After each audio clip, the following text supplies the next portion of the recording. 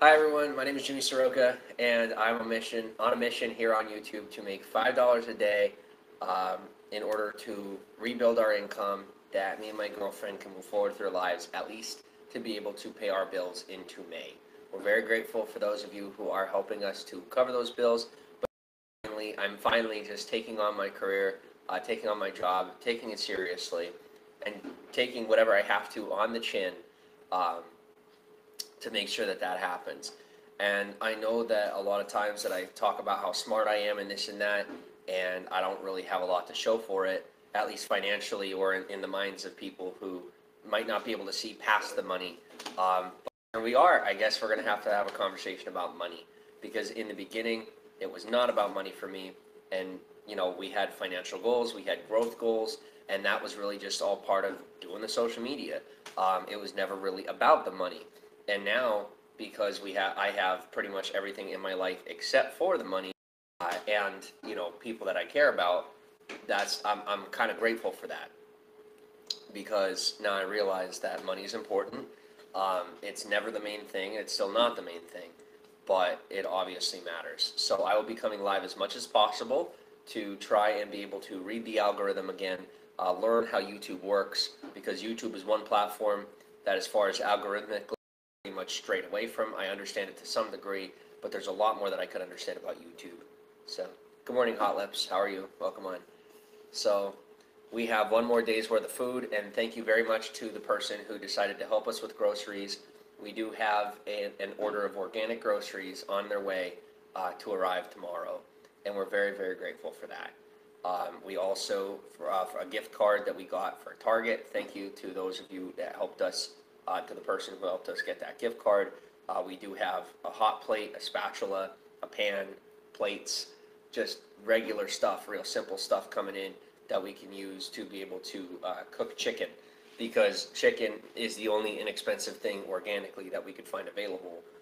Beef is like impossible to find, and the beef that is out there is really expensive. So we're just grateful to be able to get organic groceries, especially when we have no money. We're very, very grateful for that. We're going to utilize every resource, be grateful for everything we're receiving right now, so that we're building our income right here. I'm building my income right here and taking care of myself coming into the future. So thank you to those of you who supported that, and for those of you who, had that last ditch effort to believe in me. That means a lot.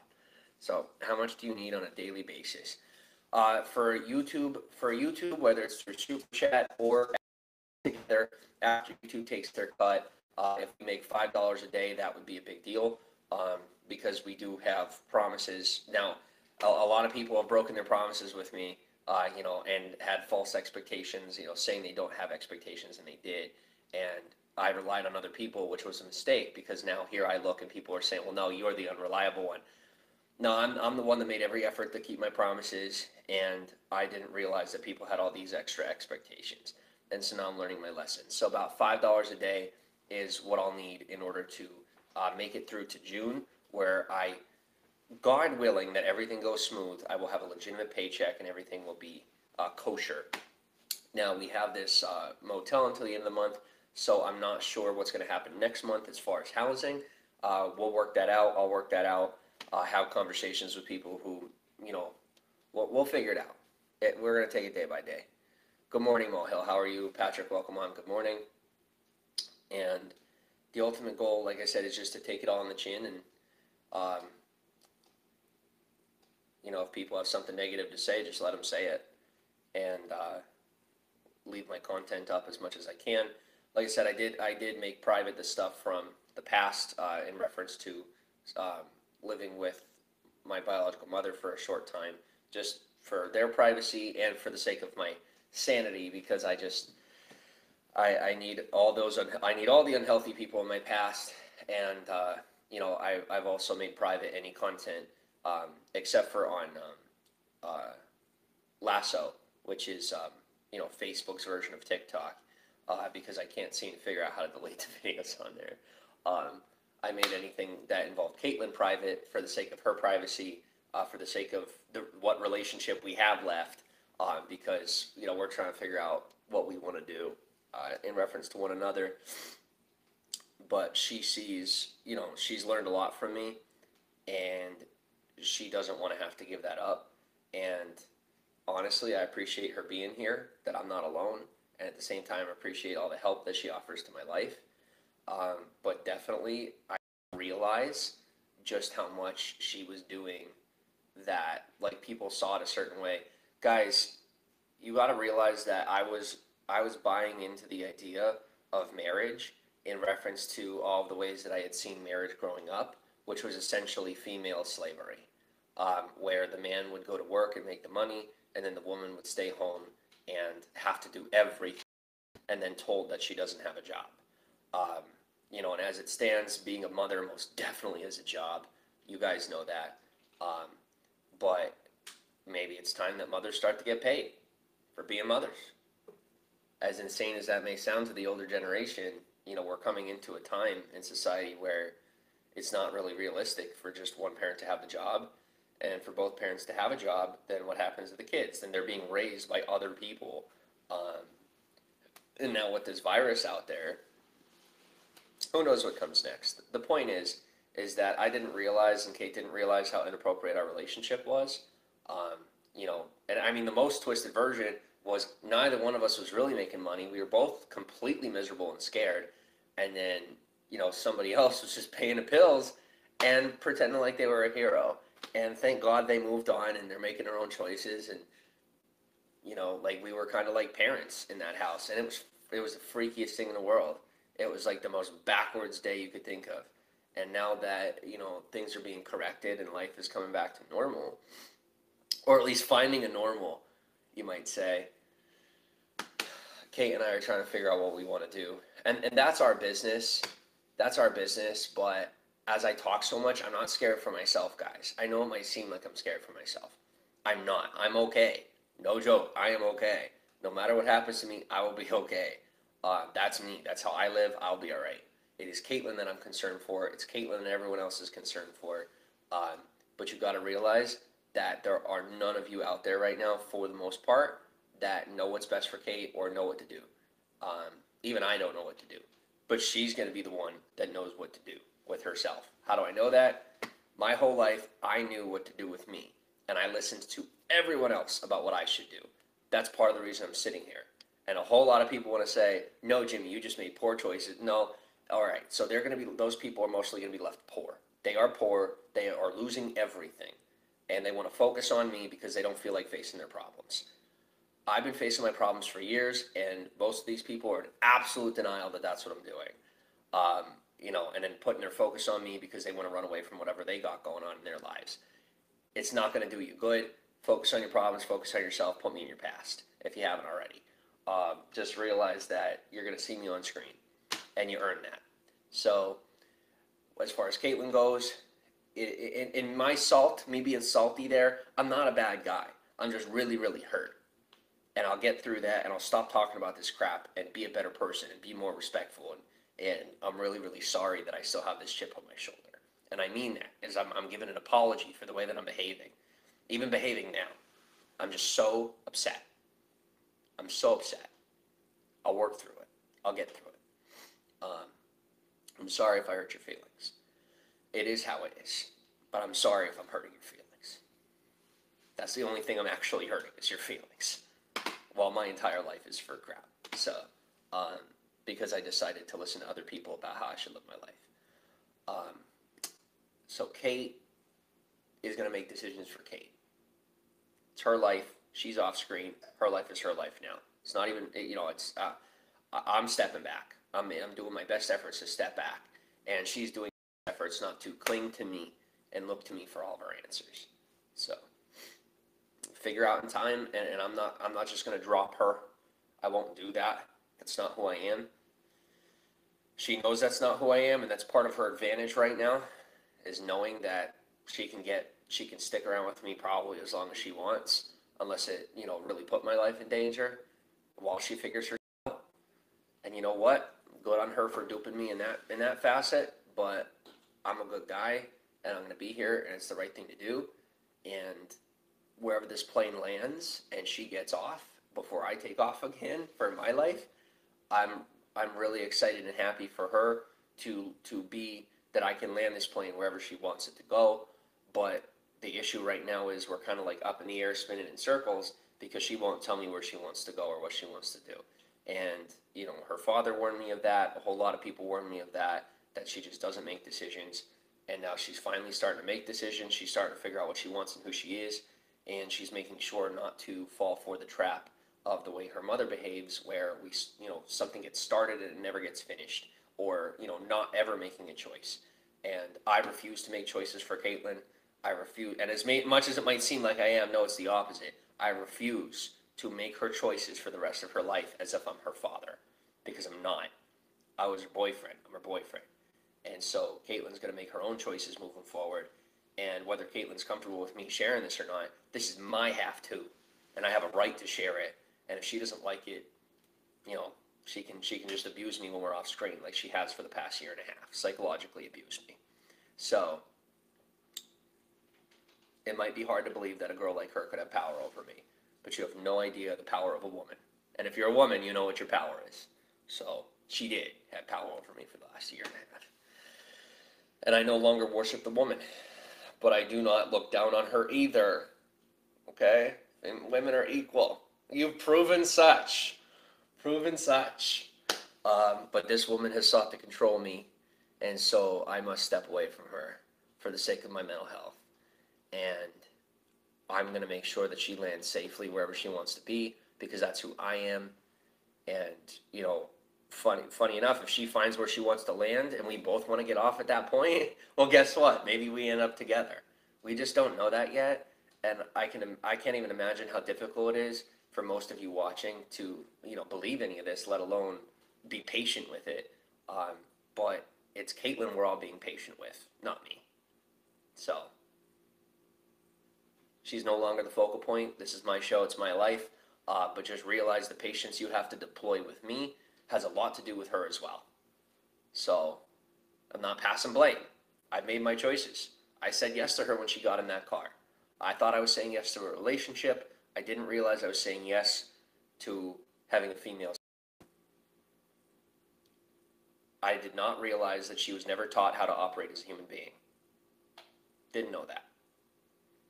We got in that car. I asked her to help me with stuff and let's get this forward together for the both of us, truly for the both of us. I wanted to do it together.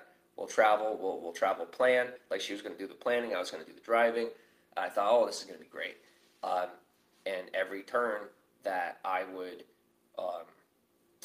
be working things out, she would give me crap and she would complain that she had to do anything. She was so angry with me that she had to put in any effort, and she thought she was so smart.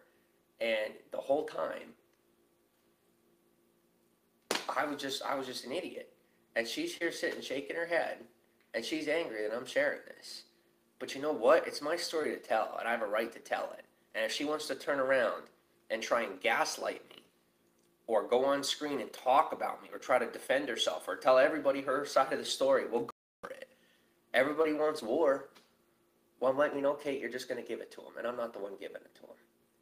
I'm telling my side of the story because I get one chance to do it, and I finally learned that lesson.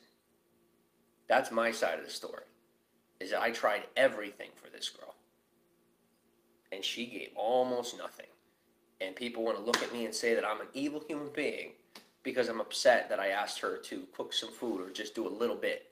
Just do a little bit. And ironically, her father knows exactly how I feel about his own wife. So, moving forward, Caitlin is going to figure out what she wants to do with her life. Until then, I'm very grateful for anything she's helping out with around here. And I'm going to do my best just to keep my cool and not be pissed about being completely duped by everyone from my past up until now, on some level. I had no idea that I was in this honey trap. The past for me has proven that I make it out by the skin of my teeth, and we'll see what God decides here too. Because you're not deciding it. The cops don't decide it. Mental health arena doesn't decide it. God decides what happens to me. And it's everyone else that's going to have to come to terms with the fact that God is real, and that just because you look at God through one lens doesn't mean that God does everything you think he does your way. God does what he wants to do, and I'm not God. I'm in his hands, and we're going to see what happens. All of us. All right. Patrick asked, am I still on Facebook? Yes, I am still on Facebook. Friend requests are rather slim. I'll give you an example, guys, as far as expectations. I have people from my past who financially helped me. And then I have somebody, even just yesterday, who's a trucker. Seemed like a real nice guy. And he took us down to the grocery store and got us $20 worth of groceries. We're very grateful for that. And I must ask, I said a million times, like, I have a hard time trusting people. I don't know that I want to do this or receive your help, just because I've had so many people screw me over or have false expectations. They have all these expectations. And he reassured, and Kate's over there nodding her head, like, he reassured me a million times over, I have no expectations, no expectations, no expectations. So, okay, awesome. Went and got us groceries, came back to the hotel room, and I got endless texts from him, upset that I wasn't hanging out with him. You want to talk about being confused? I was asleep. I woke up to like 6 texts about how I used him when I didn't even tell him my last name. It's not like he looked me up and he was gaslit by content. He didn't even know who I am. The guy doesn't even know who I am. And he's complaining that I wasn't spending time with him. Guys, that's an expectation. That's an expectation. If you give something, you say I don't have expectations. Time is an expectation. Someone's attention is an expectation. You are not, as a human being, like, entitled to someone's time or attention. That is insane. All right? That is a beggar mentality. I am not begging for money. I have asked people for financial help, and they have begged me for time and attention. And I did not realize it. And what this guy finally did, I can compare it to someone who helped me financially in a really big way, who was there for me in a really big way. A whole lot. And it was a completely inappropriate relationship. And now they are begging for my time and attention and trying to gaslight me and manipulate me and lie about me because they are upset that they don't get to own their investment. Treating me like property. Treating me like property. You don't own me. I'm not property. I'm a human being. You don't know better for my life than I do. That is insane. And it's complete denial and delusion. So I'm going to move on, and I'm going to say that I can compare someone with a whole lot of money to a poor trucker. So for people that want to say it's all money, it's not money. Because sometimes people are employees, and they're employees with a whole lot of money. But you can tell how much money someone actually has, or how much debt they're actually in, based on the way they treat someone else's time and money. I'm in a little bit of debt. Not a whole lot. I'm a wealthy guy, internally. That's going to start to show on the outside as time moves forward. I do not beg for people's time or attention. I offer it, and I've been offering it for free. And that was stupid because there's so much that I have to offer to society, and I've literally just been throwing it away for free while other people make money on it. So I'll at least make pennies on my own words. Stay healthy and safe. Thank you, Patrick. Will Caitlin be writing a daily blog? No, Caitlin will not be involved in content whatsoever. She will not be involved in my business. She will not be involved in my business. I'm minding my own business, and no one else will for the rest of my life. I will not more than likely have employees or anything like that. I'm just going to live my life, make whatever minimal money I do as long as I can get by, and I'm a happy camper. I'll have multiple streams of income, and maybe I'll just make it to middle class. But I will live comfortably, and I will be very happy. Are we separating? Not as of yet. And if you have a username that is blasphemous towards, like, my name as a human being, if it's, like, destructive and, defamation. If your username itself is defamation against my name, I won't be reading your comments, period. That's just out of self-respect. If you change your username, then maybe you get acknowledged, but don't expect my attention. And if you vie for everyone else's, maybe you'll get it, but that's just negative attention-seeking behavior, and it's proof that you're lacking of mental health, of a healthy mind. And I can't take responsibility for that. Lynn's World, I apologize, but you are someone who's been harassing me for years as well, and I won't be acknowledging you either. Okay, so for those of you who are up at 7 a.m., 8 a.m., already ready to harass me, I really recommend that you find a hobby. Maybe you live stream. It's my job. A lot of people like to do it as a hobby. Pick up a hobby. It's my recommendation.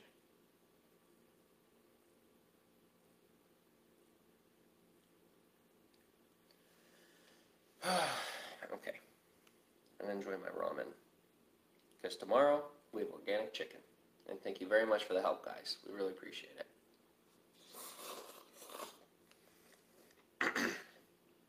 And if people don't like me eating on camera, turn off the camera. No one's forcing you to watch.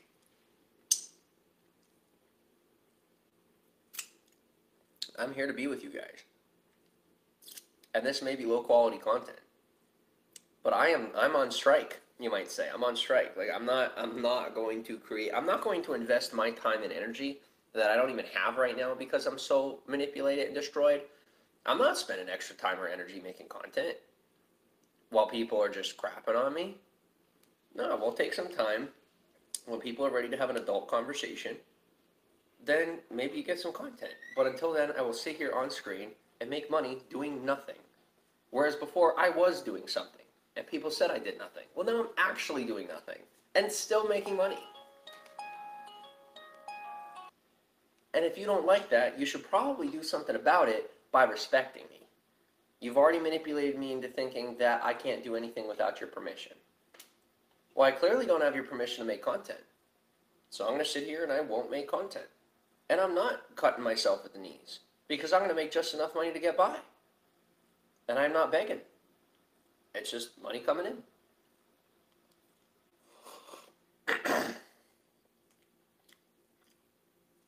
I don't care all that much if I'm making a fool of myself, if I'm getting paid. Not anymore. I used to care a whole lot more. But you're not going to get what you want out of me if you don't respect me. We all know I can make some pretty good content. No thanks. I'll just chill. I got a 100% retention rate, guys. For good reason. Because people know who I am and what I'm capable of. Me not living my potential might seem like I'm cutting myself at the knees, but I'm not. Because I'm going to live a nice, comfortable life. Maybe I have almost no money. Maybe other people say I'm the fool for that. I prefer a small income and for a whole bunch of people to misunderstand me and leave me alone than really, engage with that. Thank you very much, Molehill. Thank you for the refocusing. What flavor ramen is it? It is shrimp ramen. Molehill, I want to give you a shout out particularly and say thank you very much for refocusing the conversation, bringing me back on track. You can clearly see how defensive I am. For those of you watching that misunderstand me, I'm very defensive for a reason because I've been underappreciated and undervalued my whole life, and there's so much that I really can do. And if that weren't true, there wouldn't be so many people interested in me. They were interested in me far before I made any of my mistakes. So, and that won't change as I continue to just make regular mistakes. People will still be interested. They'll be more interested because, oh God, now he's going to make content. We're more interested. But yeah, it is shrimp ramen. What kind of ramen do you like, Molehill? And guys, when I'm sitting here eating organic chicken, don't consider me unrelatable because I will eat whatever I have to eat to survive. I'm simply grateful if I have the opportunity to have healthy food. I don't look down on anybody who can't afford it. I'm not that guy. I might seem so condescending. I'm not nearly as condescending as you think I am. I'm hurt and I'm defensive. There's a big difference. I agree with you. There are a lot of people out there that are extremely condescending. I'm minimally condescending, and the ways that I'm condescending are due to misunderstanding as opposed to pride. It's like I don't even, I got a comment yesterday about me being condescending, and I mean, I just returned the troll comment. I just trolled in return. But realistically, he was right. I was being a bit condescending. And I didn't necessarily mean to be condescending. And I mean, I really didn't. And I didn't even see it. So it wasn't until I saw that comment. And I think people used to try to do that with me in the past. Be like, hey, Jimmy, you're being this way. And I was just in denial.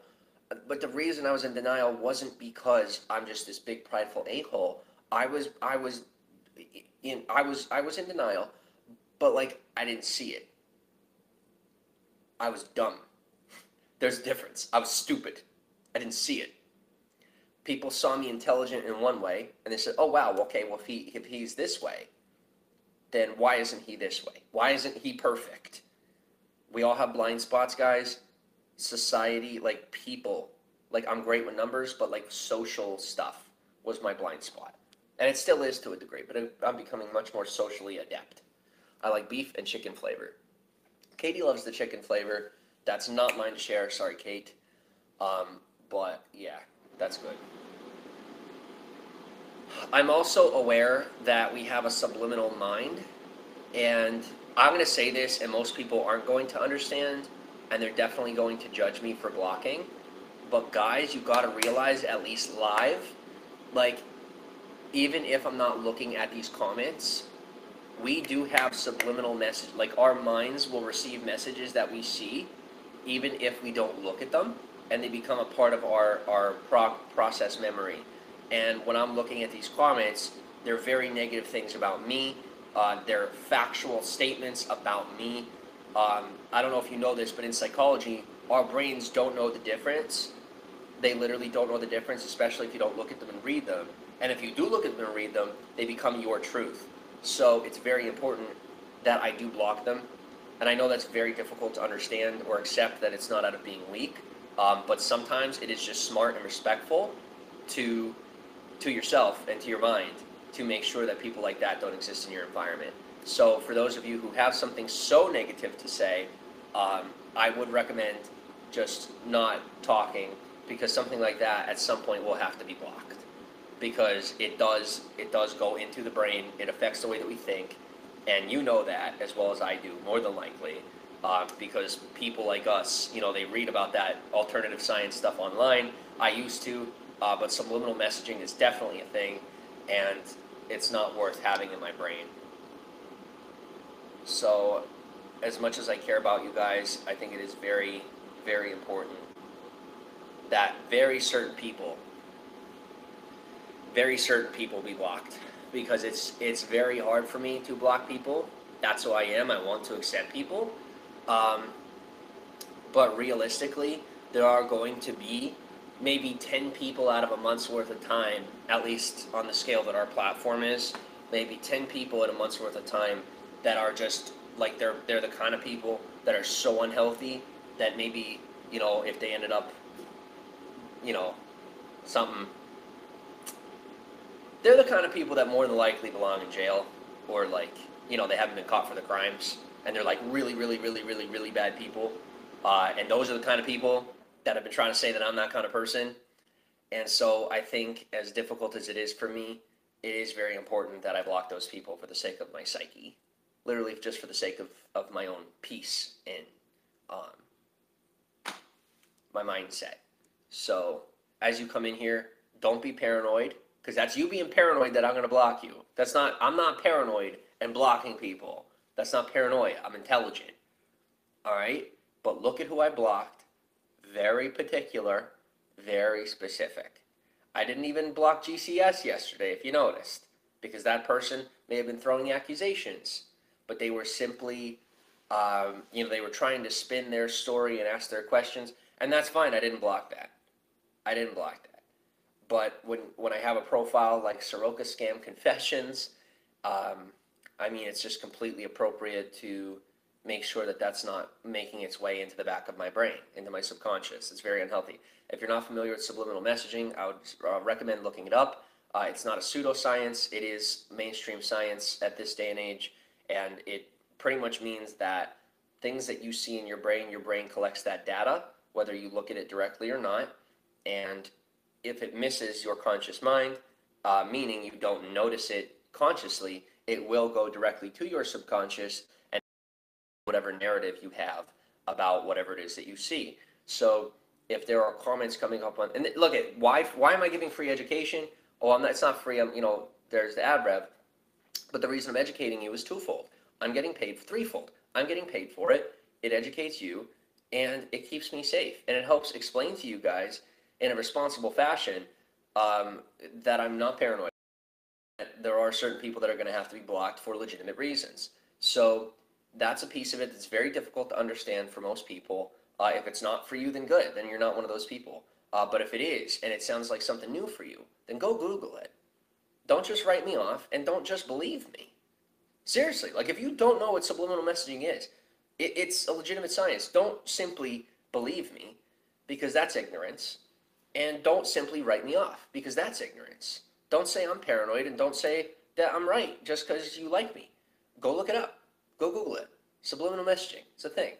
And learn about it, because it's very important in order to protect yourself, especially within the realms of live stream. Because oftentimes if you're live streaming, you're looking at yourself, or you're looking at certain comments, and there are going to be other comments that come up that are going to affect the way that you feel and think about yourself. And as impermeable as we think we are as human beings, right? Like things can't affect us. Nobody can touch me. Yeah, they can. And I would love to help educate you on that in return for the ability to defend myself and for people to understand that I'm not crazy or paranoid or any of that. I was right from the start. I should have trusted myself. I'm learning to trust myself again. What I didn't do before was explain myself to people, because in my environment said I didn't have to explain myself to anybody. And you know what? That's just irresponsible. I'm explaining myself to people because I care about them, and also because it's self-defensive. And sometimes you got to have a good defense if you're not an offensive person. I refuse to have an offense, and I think it is ridiculous that I should need a defense. There are 8 billion of us on this planet. Competition should be on its way out, in my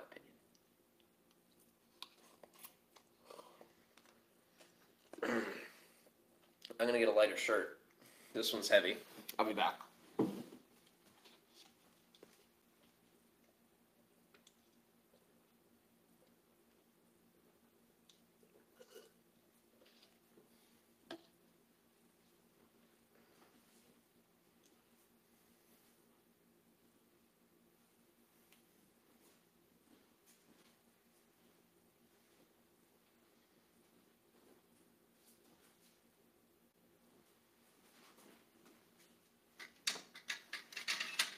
Are you hot? I'm roasting. Oh, yeah, a little bit hot. Not too much though. Will you turn the heat down and open the window? Thank you. How are you feeling? I'm alright. Okay. About to have food. I know. We're gonna have real food. I know, it's wonderful. Very excited for that. Ugh. Yeah, guys, you can comment whatever you want, even if you're not, like, you don't even have to be completely respectful. That's fine. It's just people who are, like, you have to see how aggressive they were. They were extremely aggressive. And they were boom, boom, boom, over. There were some people yesterday that were like that, but I could tell that they were not, okay, the people, and I am this good. I know it may be difficult to believe I am this good. There were people yesterday who were attacking me. It was mostly misunderstanding. They were people who genuinely did not know what was going on. And I could tell by the way that they were throwing their accusations, okay? The verbiage, like the words that they used in their accusations, helped to tell me what direction they were coming from. So, the people today, these 2 people, extremely passive-aggressive attacks. Whereas the people yesterday were very misunderstood. Padme Puppy Bell, welcome on, how are you? You know what? You are encapsulated, like I'm encapsulated by you, because whenever there are things that you like, I get happy when I hear them. Things that I know you like, I get happy when I hear them and I think of you.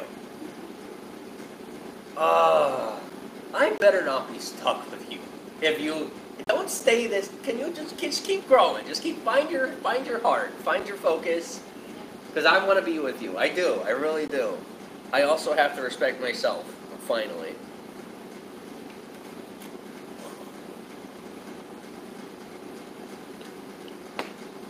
I better not be stuck with a girl who is going to force me to become her dad.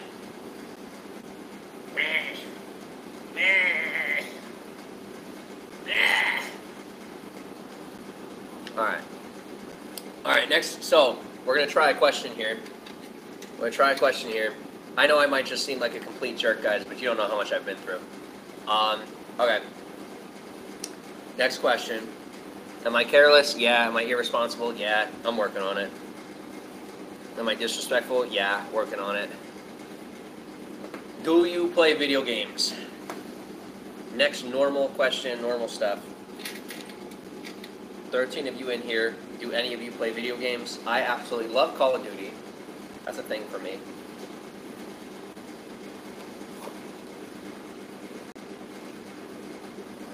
Normal conversation. And if you throw insults at me and stuff, I'm not gonna be mad. I mean, I might be mad, but like, don't expect a block. Don't be paranoid about a block. Focus on the regular stuff. I know you have experience from my past. You're gonna have to power through that a little bit. You're gonna have to give me a little bit of trust. All right? I said I wouldn't block anybody, but there does come a point where there's certain people that shouldn't be around, and that is when it's like hyper aggressive. That's called self-defense. That's called a healthy behavior. Some of you may have people in your life that are like that, and you love them, and you may permit them to be in your life. Well, I'm letting you know and setting the example that it is not healthy to have them around. If there are people in your life that talk like those two people talk, and they talk throughout the day that way, they more than likely have you brainwashed, and they're controlling your life. Hard facts. I cannot let people like that in my environment because I'm not strong enough yet to keep them unblocked. And I don't want that in my subliminal mind. I don't want that in my mind. If I can stomach it later, maybe I stomach it later. But as of right now, things that are on that level, I'm not on that level yet. And that's humility, to say that I can't handle that yet. Kate, can I have my spit cup? Yeah. Thank you very much. Molehill says I play Super Mario Bros. 1 through 3. I love Super Mario Bros. Love it. So I was raised by older people, and so Super Mario Bros. The original NES. Loved it. Good stuff. I play casino slots on the Win app. I'm actually gonna screenshot that.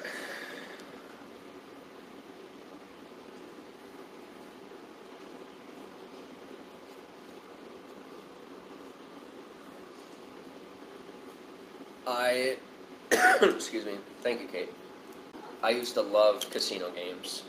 My mom loves, well, my former mother loved casino games. What kind of casino games do you play? Do you play blackjack? Do you play the slots? What do you play?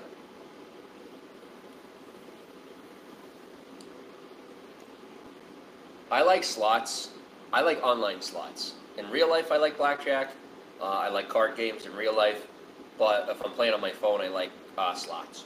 Because I don't want to put real money in slots.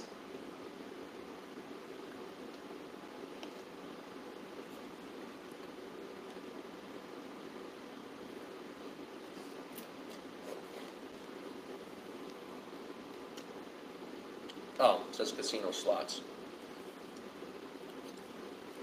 I like blackjack and slots. Patrick, I feel like you'd be a fun guy to go to the casino with. From the experience I've had with you so far. I feel like you'd be a fun guy to go to the casino with.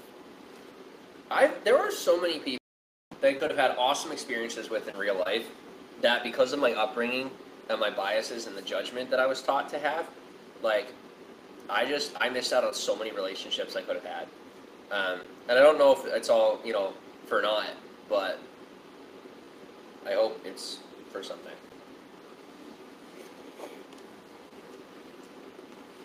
I like blackjack in real life. Yeah.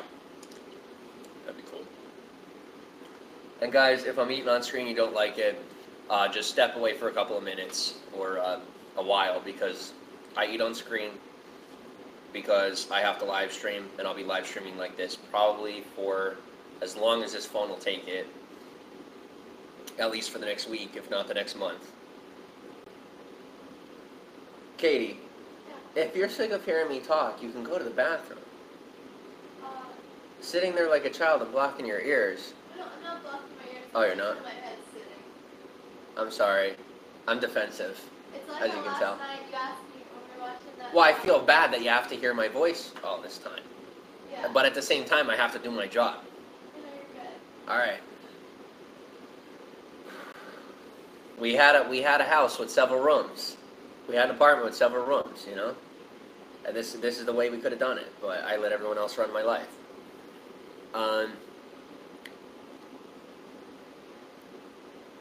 Actually, you're not watching for free because it's costing you time.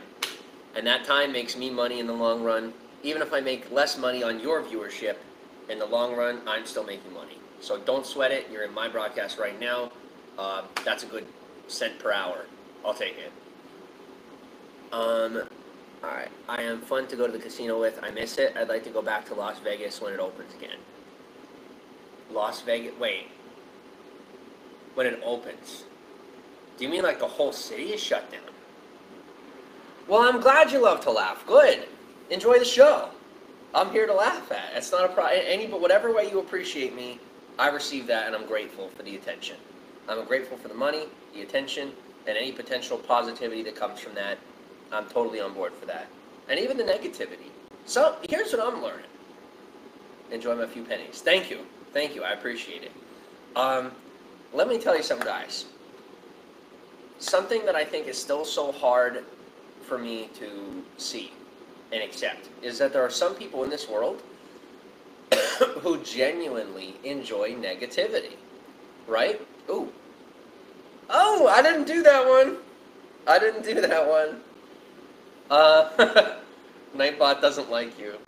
I didn't do it. I don't have Nightbot set up in any special way. I guess that's just their natural. I was gonna do custom stuff on Nightbot. I haven't gotten there yet. All the casinos are closed right now. That's kind of scary. The desert's gonna dry up. Did you like that joke? I was barely listening. That's okay. People have been barely listening to me my whole life. Can I have more milk? That's why I get everything I want. I was abused, so now I'm smart enough to figure out to take care of myself and allow others to take care of me when needed, and be humble enough to let them do that, and be humble enough to let them judge me and say that I'm using them when I'm not. But you know, it's all good. No sweat. I ain't sweating it anymore. What was I gonna say? Don't remember. Probably doesn't matter. Not all that important. Can you fill the cup all the way for me? Thank you. I know you probably like doing half cups. I fill my cups. If I want something in life, I fill my cup. I'm not sitting there asking, is it half full or half empty? I fill my cup. I know it's full. I know my cup is full. Thank you very much, Kate. Yep. Thank you very much. My cup is always full. Are Charlene and I twins? We're not, but like you might believe it. You might believe it. We look a lot alike. But we're not opposites. We're not. We don't have a lot in common. Pretty much just our looks. And maybe certain things. And you know, that was something that I have to say that was really cool. Meeting my biological family was really cool. Was seeing the similarities and just different things that we share in personality. That was really cool for me. That was. Like, I craved that my whole life. You know, the complacency and the completely destructive behavior led me to just say, you know, I don't want to be involved in that situation. But at the same time, it was nice just to get a taste of blood. Because that's something I never really knew, was what blood tastes like.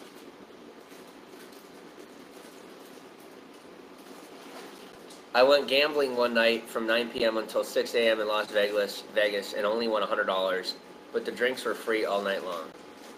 And the reason I just trolled you guys was because there's people out there that are complete jerks, and so I'm just feeding the wolves. Here's another piece of it. If you want to be successful, you gotta, you know how some people say, like, it's the wolf that you feed? if you really want to be successful, feed both wolves. They will both come back to you for more food, and they will be loyal to you. I missed that half of it. I was only loyal to one wolf, and that was the negative people. I was only loyal to them. I'm learning to be loyal to both. Seriously. Like, it's not about working both sides of the table. It's about seeing that everybody needs to be fed, and people want time and attention. Because most of you already have your money. You just want time and attention. Because maybe you're not receiving it at home, maybe you want to be entertained. Well, I got plenty of time and attention to go around. I just don't, and thank God no one's asking me for money. Because I don't have a whole lot to go around. But I got plenty of time, I got plenty of attention, and since I don't have a lot of money, and I'm on a platform that if I give my time and attention, I'll get money, I mean, the equation is pretty simple. I went gambling one night from 9 to 6 a.m. in Las Vegas and only won $100, but the drinks were free all night long. Patrick, I would love to get drunk with you. That would be fun. But it would need to be organic drinks, because let me tell you what, I can't drink regular alcohol. It just doesn't go well. It really doesn't go well. It would be a 68-year-old man still crying online. Here's the twist. Most people my age will be 68 years old and crying online. I may be crying online, but me knowing that I won't be the only one, misery loves company. It's all good. Are the casinos in PA still open or now closed? I have no idea. There is a casino called Mohegan Sun, and it is down the road. It's like a little while down the road here in PA. It's an offshoot of the one in Connecticut, so I don't know if they're still open. It's the only one that we have in the area.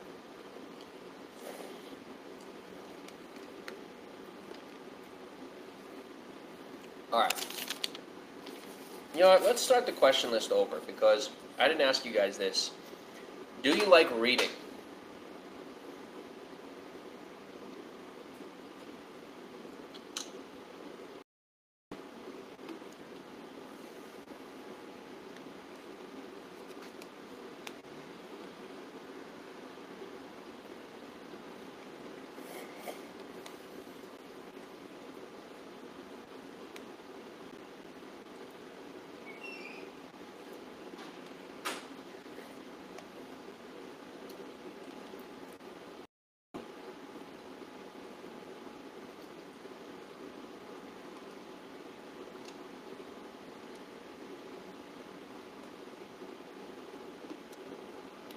Patrick says yes.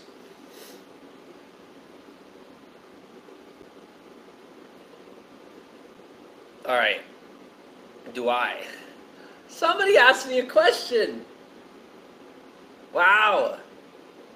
I do like to read. I just don't like to read books. I said I don't like reading. I said that a while ago, like I don't read anymore or anything. I'm like, oh wait, no, I just don't read books. I do a hell of a lot of reading.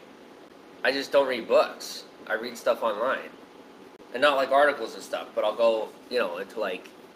Because there's like, people who write papers. Like, there will be people in college that write papers, and then they end up online.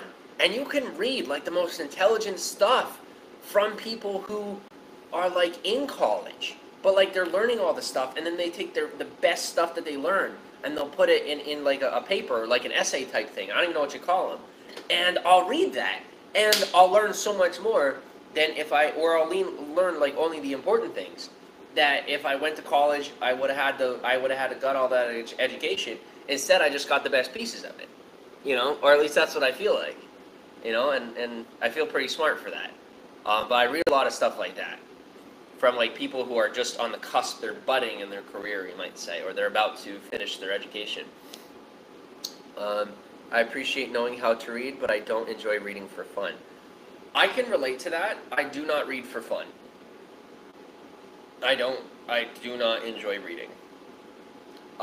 What I enjoy is the assertion of knowledge. I love learning new stuff. I love building my mind and thinking about life in new ways and learning about people. I love that. But the way that I prefer doing it is one-on-one with people. I really don't like having to read about stuff. I'd rather meet people in real life and have a relationship and get to know them. And I think that's I came to realize two things. I'm going to share more things with you guys. Thing one is that one of the biggest reasons I think that my audience has shifted over to people of maybe a lower mindset is because not if it's not you, if you're not a lower mindset, then I'm not referring to you. But for the most part, our demographic is my demographic is people who are of a lower intelligence, and that happened on accident. I'm realizing that people who have a very high level of passive aggressivism in their personality, yes, passive aggressivism is a word, it's a thing. They oftentimes will sit quiet and let you talk and talk and talk and talk and talk and talk, and then they feel like they're gathering information and they're so smart. And even, technically even I'm doing that now, right? It's just giving up information for free. And because I gave up information for free and I kept talking, well, guess who I attracted? All of the people who want that information. But then what I didn't realize is that there were people out there who were deceptive. Yes, I was that naive. I didn't realize there were people out there who would take that information and then flip it on me because I have the social attention in an effort to gain clout for themselves. So pretty much in the beginning here, I learned a whole bunch of stuff, I shared a whole bunch of stuff, they learned it, implemented it, and then because they can't get the social attention, but I can, they flipped it on me, and they make the content about me. And then that's how they make their income. And that's pretty smart. Why am I sharing that with the public? Wouldn't that create more people like that? Yes, it is part of how I will become famous. Not to be famous, but it is a part of the responsibility that comes within where my life will go. That is what they did. They learned from me, they siphoned my info, and then they act like they're smart. They never knew what they were doing, they still don't. But they take the minimal stuff that I decided to share, and then they implemented it, and it's enough to build an income. Now they will peak and they will capsize because I'm not going to share like hypersensitive stuff anymore. Like really smart stuff that I know. I don't share that anymore. And there is a whole lot of stuff, and you're never going to know it because people were dumb enough to screw me. If people would stop screwing me and they would just try to make their own career with it, then there's a lot of people who could increase their intelligence and build their life based on the things I have to say. But instead, they made fun of me and then flipped it on me and decided to turn it into a minimal income. Just so they would say that they're not relying on the government. Really, they're relying on a 25-year-old guy for an income. So while they're saying that they made me their bitch and made me their, that they're my daddy, realistically, they're sucking on my teat, and I finally see that. So I guess I'm your daddy, and I really don't want to be. So if you don't want a daddy and you don't want to be a bitch, then you should probably go start your own career. Welcome to peace. Anyway, moving on. I'm glad that you like reading, Patrick. Very healthy. I totally get what you're saying, Mohill, about how reading isn't necessarily enjoyable, but it's definitely something that can increase knowledge and intelligence. For me, it clearly has done a whole lot for me and helped me a lot. But the other thing, what was I going to say? It must not, like I said, I lost train of thought. I got lost in my pride, and so I forget. As I become more humble and I don't have to chase rabbits, I'll realize that I'm acting like one, and I'm chasing a carrot. I'm never going to get it. So I'm going to relax.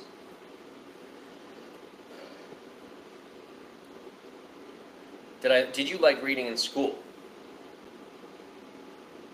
I feel like that's a no for everyone. Maybe it's not. I didn't enjoy reading in school. I didn't like being told what I had to do or what I had to read. I wish I had dropped out of school when I was like 12 or 13.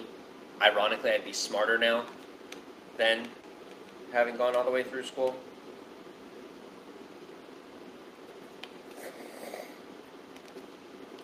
Because I'm a self-educator. If you're not a self-educator, then school's for you, and that's fine. We all have different skills. But because I self-educate, I would have been better off dropping from high school. It doesn't make me better than someone. It makes me different. I'm different. That's it. Did you like reading in school?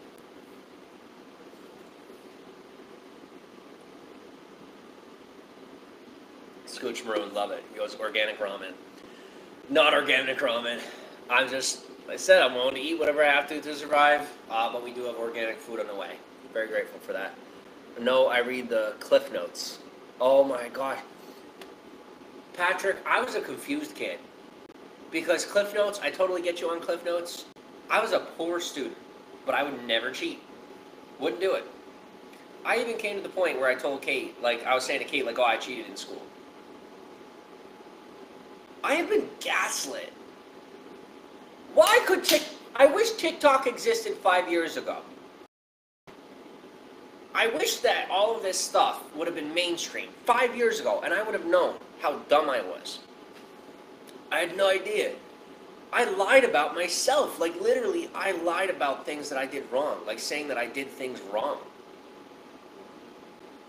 Why did I do that? Embarrassment? Self-deprecation? I told Caitlin that I cheated in school. And I did it. I did it. And I remember that now. Because Patrick says about Cliff Notes, I was the kid telling everybody else, like I was that busybody too. I grew up in a gossip family. But I was the one telling everybody else, don't be using Cliff Notes, or don't be doing, what was the website? I don't remember the name of the website. But I would tell the other students, don't be doing that. That's cheating. Don't be doing that. Now, I would write my essays based on the synopsis of the book. I wouldn't read the book. I would read the synopsis, and then I would get 100 on the test. But, you know, because it's like, you can take a general idea and pick it apart, and you can usually figure out most like points within the plot, because they're usually pretty similar, and whatever similarities don't exist, you can take it from like social aspects. You can look at other people and say, well, would this fit in the book, would that fit in the book? If it's a fantasy novel, it's much harder. Like if you're looking at a book that I'm telling people how to cheat right now. Okay, moving on. I don't mean to dumb down your youth, I apologize, because they're going to try it, it's not going to work. Not me. Textbooks are a tough read. I'm the opposite. I'd rather read information than a story, because, and here's why. I feel really duped. I feel like so scammed. I feel scammed by society and by people in my life. And so I don't like reading fantasy or anything that's not. I stick to nonfiction because I'm afraid of fiction. Because I see a lot of fiction around me. And it is socially engineered fiction. And I'm like, holy crap, there are people that legitimately think this stuff is like, you know, real. And I mean, it's real to them and they live it. But it's a social construct. It's not nearly as, it's not nearly as much meat and potatoes as they think it is. It's much more, you know, how do I say it? Salt and butter. It's like the salt and butter. And they're eating it as if it's the meat and potatoes. It's the best way I could say it. I don't like being forced to do anything, but I did well in school. That's good. That's good. Patrick, especially with your education, like everybody has their thing. And, you know, and I said to Caitlin, like, okay, I'm going to say this. I said this to Kate, is there's a lot of education that I've received, and like at the same time, I copped out of a lot of stuff. And I could have done it better, and I didn't. And because I didn't, like, I had to drop out of a lot of things. And while there's a whole lot of people who think I'm bragging about that, and even Kate thought I was bragging about that. She laughed. She's like, oh, wow, like, you got all this stuff for free. Like, no. No, that's wrong. It's wrong. Like, I should have been committed. I should have committed to school. I should have committed to college if I did it. The Marine Corps should have committed, you know? Whatever it was in my life, I quit over and over and over.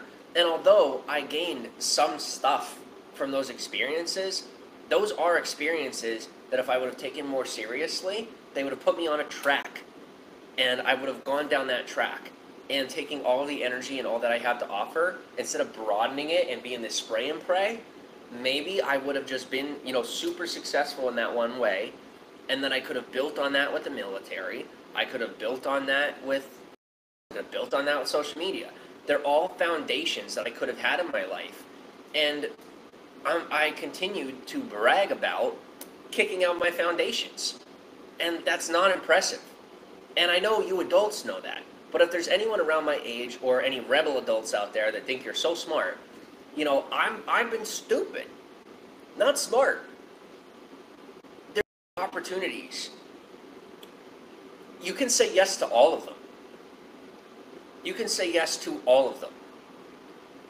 I was wrong to think that I had to pick one track and stick to it. That's where a whole lot of people in my life went wrong. They only showed me, they said, well, you can either go to Votech, or you can go to college prep, or you can join the military. That's all you can do. You can do all of it. You can go to college, pay for college by going to the military, and pick an MOS, pick a job where you learn a trade. Integrated thinking. It's so simple, but I didn't live that way, and I've been so done. I've been so done. And all I had to do was do something, be humble enough to be a humble servant. Do something somebody else's way. And I didn't. I didn't. Learn that lesson from me. I didn't. Learn from my mistakes. I didn't. And I know for some of you adults, you're like, well, that's obvious. But guys, there's the other piece of it that I know you didn't see as obvious, because one of you would have laid it out for me if you did. I could have doubled down on everything. I could have done it all. Instead, I did none of it. And I'm sitting here pretending like that's impressive. I promise you I'm not pretending that's impressive anymore. I've changed. I promise. It's not impressive. It was stupid. I should have doubled down. I'm 25. I'm grateful for my life and my breath. But I'm not sitting here impressed with myself that I'm still have my freedom.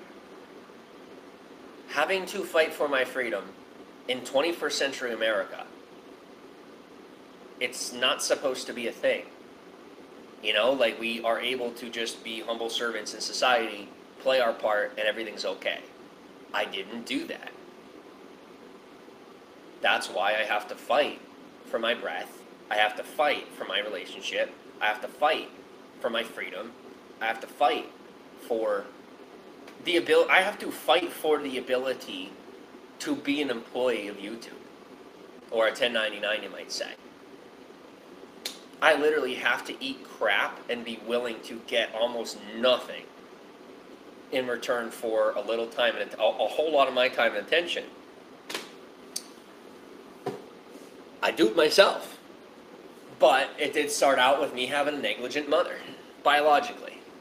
It started out with, I'm tired of you. So I'm going to let the system suck you up and then complain how it wasn't my fault for the rest of my life. I'm not going to end up like my mom, guys. I'm not going to end up like my sister. I'm not going to end up like my dad. I'm learning. I promise you, I'm learning so much. And I hope you guys see that. So, if you like what you hear, my name's Jimmy Saroka. Please like and subscribe and join the most positive broadcast in the world. Because as it may seem that I may not be the most positive person, I'm becoming the most positive person. And I'm learning that my lack of positivity had a lot more to do with me living my life everyone else's way. It's time for me to live my way. I would appreciate and love to have your company along that journey. But that journey isn't mine alone. It is your journey as well. Because I'm live. And being live means there's a whole lot of real live people watching. And I have to be careful what I say. We're on in. So, thanks for listening. What's the next question? All right. Here's one that my conspiracy theorists might like. What is something you think or believe about the coronavirus?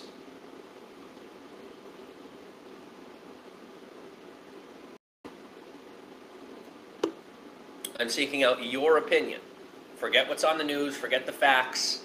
Yeah, forget the facts. I want your opinion on something about the coronavirus that may or may not be true. Don't spread lies, don't say it like it's a fact. Make sure that you state it's an opinion. But I'm interested to hear different people's angles on what could be going on. Because this is supposed to be entertaining. And the facts can be boring. We know the facts. Keep ourselves safe. So let's hear some opinions.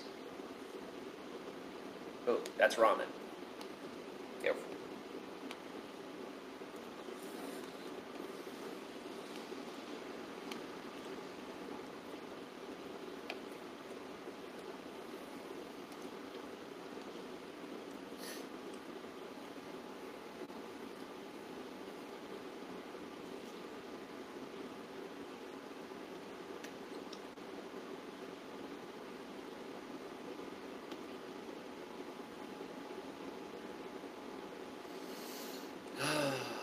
Remember, Jimmy, penny per hour.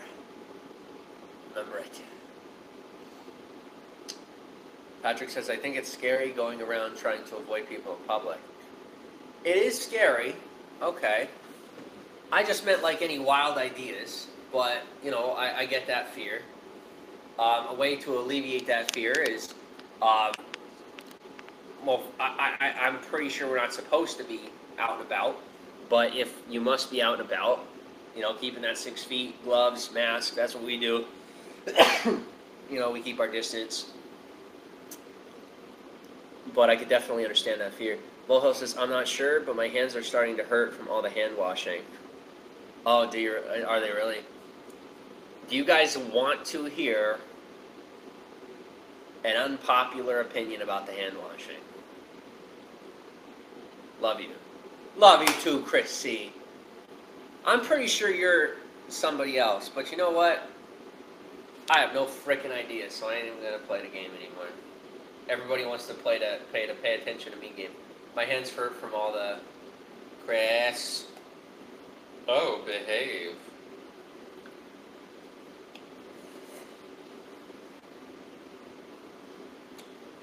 And you know what? He goes, it's actually me. Good. You know what? Yeah, sure. All right. Why are you and Kate?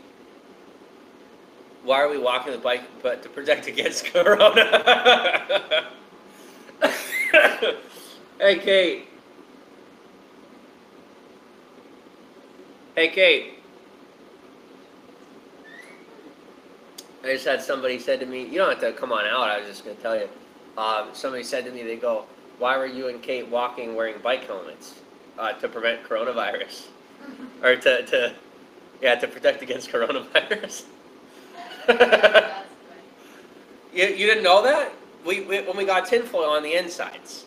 We got tinfoil on the inside of the hat too to block out all the waves. Oh my gosh, all these cool things. Guys, here's the thing. I'm not manic. I don't have ADD. Here's what it is. There's a whole bunch of things that I learned and a whole bunch of conversations that were had and cool things that happened over the past year. And I've wanted to share them all with you. I really have. I haven't felt safe or comfortable to do so. So as I'm just blurting them out because I might not remember them again. Tinfoil hats. You ever hear people with tinfoil hats, right? So we'll go off topic. Please just, you know, guys, bear with me as I do that because I want to share these things with you and I don't want to forget. I want to remember to tell you because they're just cool, funny things or interesting things that I wanted to share with you. What was it? Tinfoil hats. All right, so you ever hear about people wearing tinfoil hats to block out waves or whatnot? Well, tinfoil acts as what's called a Faraday cage, and what a Faraday cage is it will keep out or keep in certain frequencies, and you know it'll block waves, you might say, and so tinfoil can act as a Faraday cage. Well, here's the thing: our brain waves, our mind, like the way that our brain works, is we do put out brain waves. I know that may be hard to believe. Some people call it a third eye and all this crazy stuff, but before it was even mainstream conversation, like I knew about that stuff. Like your brain does put out waves, and it actually like communicates with, kind of works like sonar, a tiny bit, and it also communicates with another human. I sound like a complete nut. It's not insane. It's actually science and it's fact, and it's not alternative science. At this point, it was when I first learned about that stuff. But the point is, it's just funny because when you think about it, on that facet of it, if you then put on a tinfoil hat, you're actually scrambling your own brains because you're blocking, you're trapping in your own brain waves that, if that is a fact, that they're trying to get out, right? If that's real, then they're trying to get out of your head, and when you put the tinfoil hat on, there's no way for it to get out. So then it's like bouncing around your brain, from scrambling your brain waves. Just a thought. I'm not a nut. I'm just was an interesting little thing. The next one was, where were we? Where were we before I just said that? Remind me. Bring me back. You said coronavirus helmets? Coronavirus helmets, yeah. So we actually lined the helmets with tinfoil. I'm joking about that, obviously. We were wearing helmets because we were walking along the highway, not the interstate, not like we were legal where we were. But we both said, you know what, at this point, there's been so much that's happened to us. It's going to be, we kept the helmets so that, because we had bikes and they broke down, we decided to keep the helmets so that we wouldn't, if anybody hit us with their car, that we wouldn't smash our head and get a head injury. Part of that was paranoia because while we were staying with my mom, I had a dream where I'm not going to tell you the dream because there's a lot of really sick people out there that will flip it on me and try to make me feel crazy. So I need to be careful with what I say. I had a really rough dream, and so we wore helmets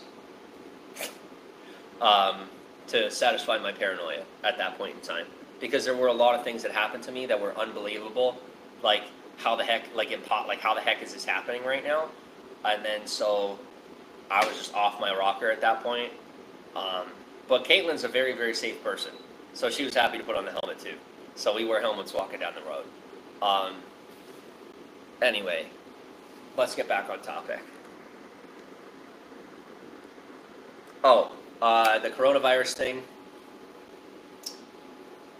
What was it? Oh, washing hands. Okay, here's my take. I think there's two different things going on, and I'm not afraid to share them because I'm realizing that people with a good head on their shoulders won't take it the wrong way. I think from one angle, I think that what's happening is just like it was with the Mayan calendar. I think that it may be the end of the Bible. No joke. I personally feel that we're probably going to have World War III, and I think that society is finding a way to make sure that we feel safe and secure, that we're not losing our minds and getting involved. It probably won't be on the media, more than likely, so that whenever it does occur, people, it's not like billions of people are losing their crap, because it quite literally to them, they'll believe it's the end of the world, and they'll go completely insane when the Bible is finished. So there's that. That's my theory. Theory two is that, as far as washing hands go, that I think washing our hands is very, very important during this pandemic. I agree completely. Here's the caveat. There are people who cannot afford legitimate liquid soap. There are people who can't afford a good soap that does a lather and then fully washes off. There are going to be people who may be living in a motel and they get soap that is grimy and will stick the residue will stick to their hands after they wash their hands. When that residue sticks, guess what's going to live there?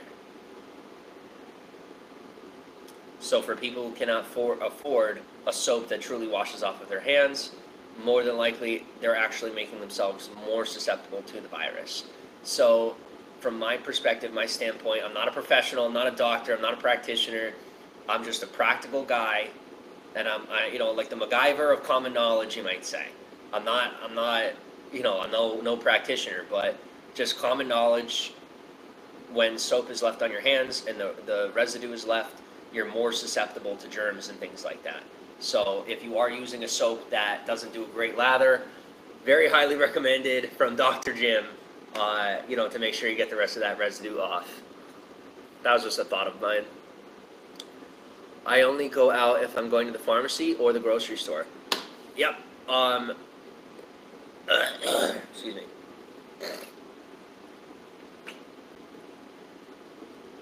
Yeah. Oh my goodness, chill. Woo! I thought I'm losing it. I'm realizing, I'm not crazy. I'm just talking about, conspiracy theories and crap. I'm not really talking about all that much.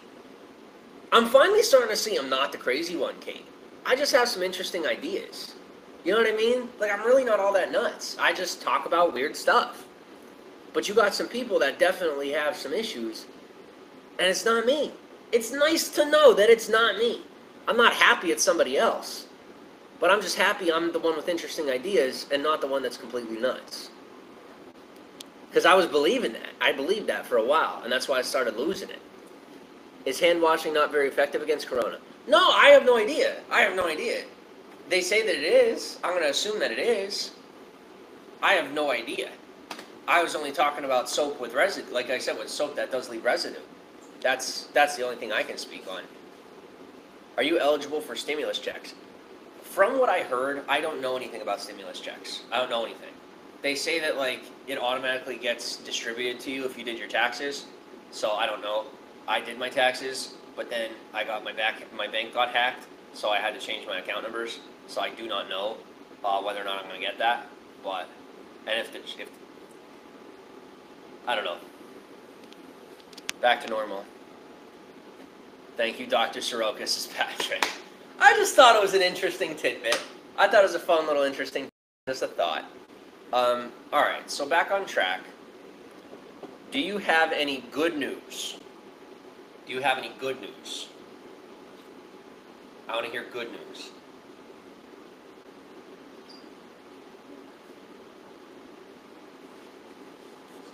What I'm also learning, guys, and this will help educate you in case anybody just try to make you feel paranoid, destroy your life or anything like that.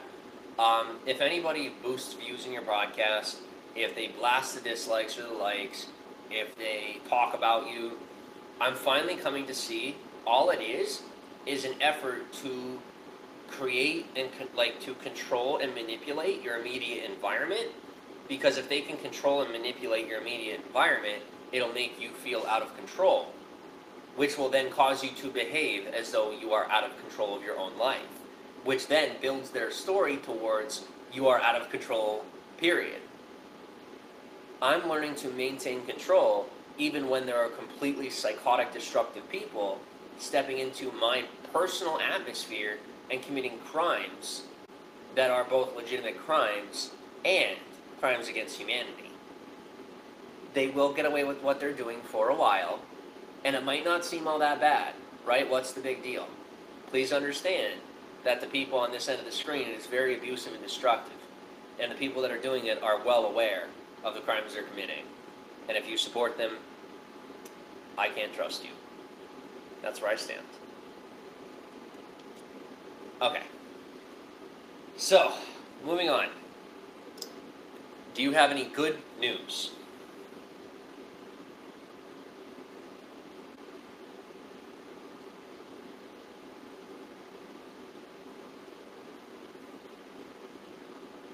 Yes, they do have free speech. I agree.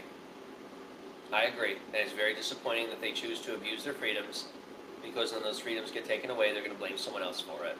Probably somebody like me, who's willing to take the hit in return for the paycheck that they'll never see. Alright, like I said, guys, when it gets too abusive, it's enough. We've had that conversation. We've talked about it. We're not pulling back into the past again. I'm moving on. There comes a point where we can all agree that that level of abuse is extremely inappropriate and unneeded. Scooch Maroon goes, was there a sale on plaid shirts? Thank you very much. No, they were a gift.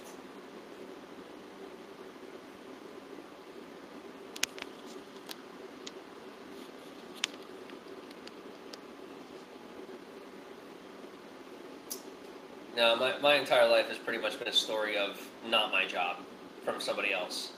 And now I'm saying everyone else's problems are not my job. That's the one thing they got right. Thank you for teaching me that. That your problems are not my job. And my problems are not your job. So you making money off of my problems. Well, that's not supposed to be a job. But I guess it is. I mean, that's my opinion.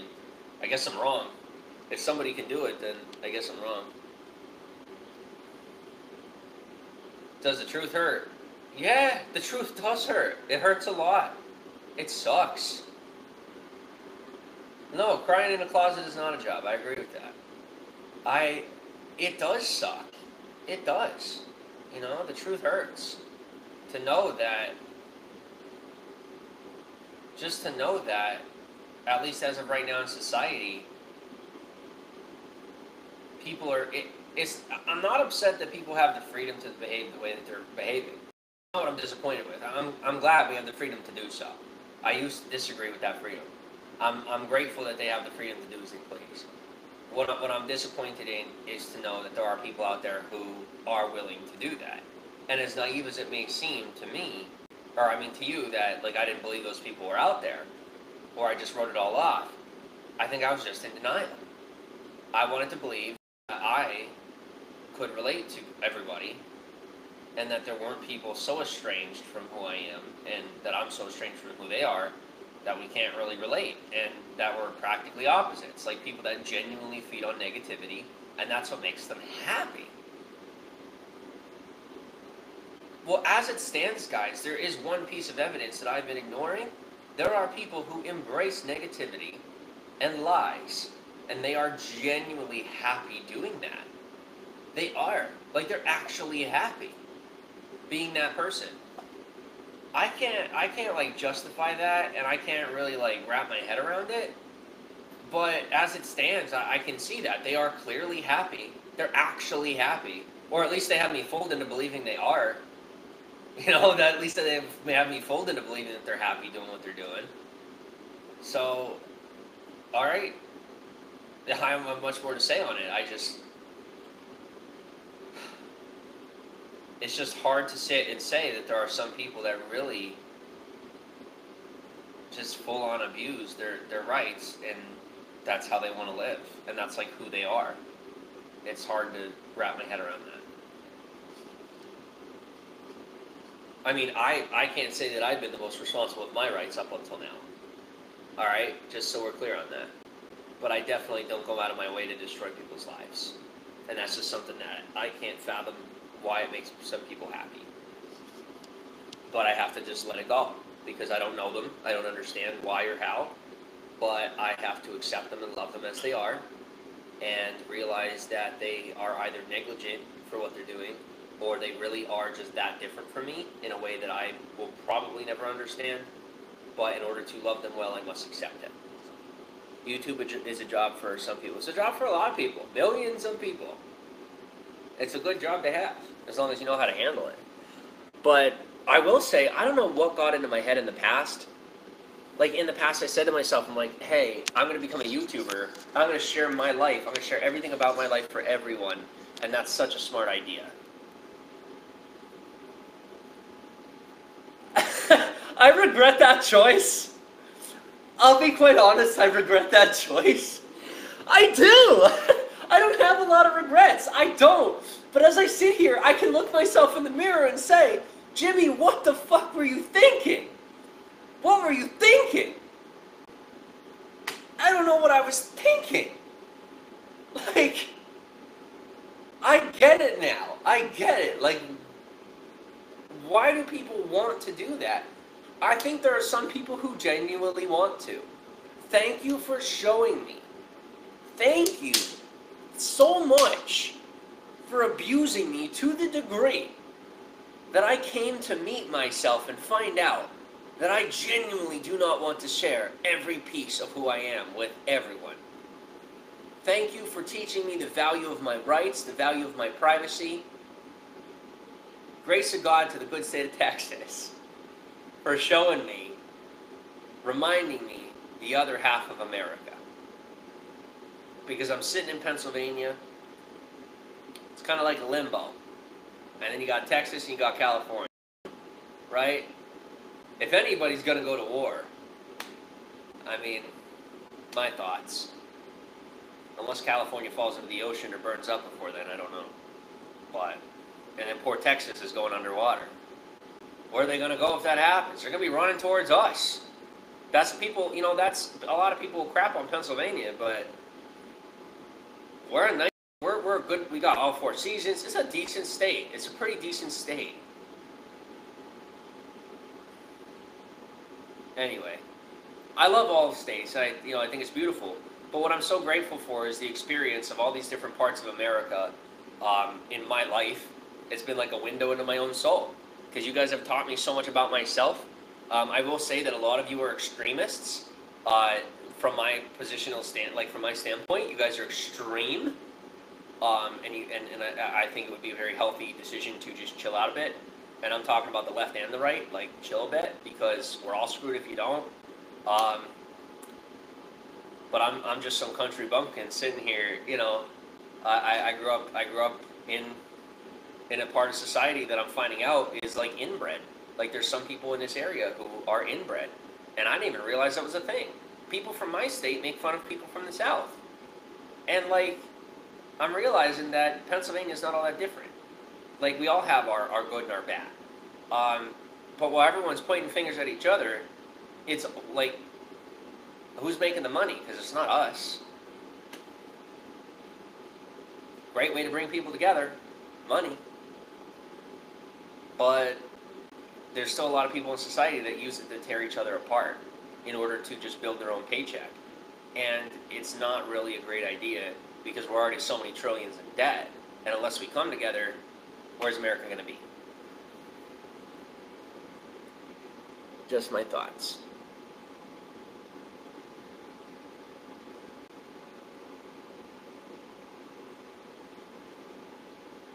My 401k has lost 20% of its value. Oh boy. Summer Cooper, welcome on. How are you? I told everybody to pull out. Everyone told me, Jimmy, you're just a bad Christian because you keep pulling out. Have your baby. Maybe everything did happen for a reason. Maybe it's better that I didn't double down on the job or the blah, blah, blah, blah, blah. I will say in a regular traditional environment, I think that was probably the best, healthiest choice, right? If times weren't changing. But I had the opportunity of witnessing so many different generations all in my lifetime, in my short lifetime, and living a lot of different lives in a very short lifetime. And I made the best evaluation that I could on what I should do. And as I sit here all raggedy, everyone's fighting for their money, and they have investments, and they have all these plans that they were making. And now it's, and trust me, you're not going to get it back. Things are changing, and they're changing for good. But unlike all these different marketers, I'm not throwing a solution in your face. I'm not trying to buy you. I'm not trying to tell you to listen to me, because listening to me is not going to create your solution in the future that we're moving into. Focusing on yourself. I'm not kidding. If you shut the screen off, or even if you're watching me, that's fine. But just look into yourself and say, okay, maybe I can be humble and admit to myself that I don't know what's coming. Am I still in denial of what's coming or what's changing? It's already here. How much longer am I going to be in denial before I decide to make a change? Look into yourself and say, what skills do I have that I can apply that are going to apply to a digital future, a digital present, a coming digital present? How do I hop on this horse before it rides off without me? And then I'm stuck sitting here running away from the zombies. That's your best bet, from my standpoint. From my humble position of poorness, as I still have to rely on other people. My good news is I have plenty of toilet paper right now. Patrick says, that's fantastic. Some people take lots of money, but it takes time to build up your subscribers. Thank you, Patrick. Guys, another part of why I am blocking the people who are hyper-aggressive is they are attention seekers. And ironically, what they're doing is making an attempt to take the attention off of me. If they can't get my attention, they will seek to get yours in hopes that you will defend me. We don't want that either. I don't want that either. I appreciate you. How long did I vie for you to defend me, right? Guys, stand up for me. I'm going to stand up for myself. I'm very grateful you're here, and it means so much to me if you're willing to stand up for me. But the best thing is that I stand up for myself, and I let you know that if I keep them in the room, they're going to keep you distracted. It's not worth it. It's not worth a penny per hour. I'm belittling myself. I'm undervaluing myself. That's right. We have a right to believe whatever we want in life. Everyone does. Anyone. You and I. Everyone has a right to believe as they please. We have those freedoms. But if it is going to detract from the fan base, and it's going to detract from my income, and it's going to detract from my level of intelligence, then I will defend my intelligence, I will defend my income, and I will defend my fan base. And I have the right to do so. and I'm willing to be judged in return for that behavior. Welcome on, Patty. How are you? But I still have toilet paper. Good stuff. Uncle, you and me. Welcome on. How are you?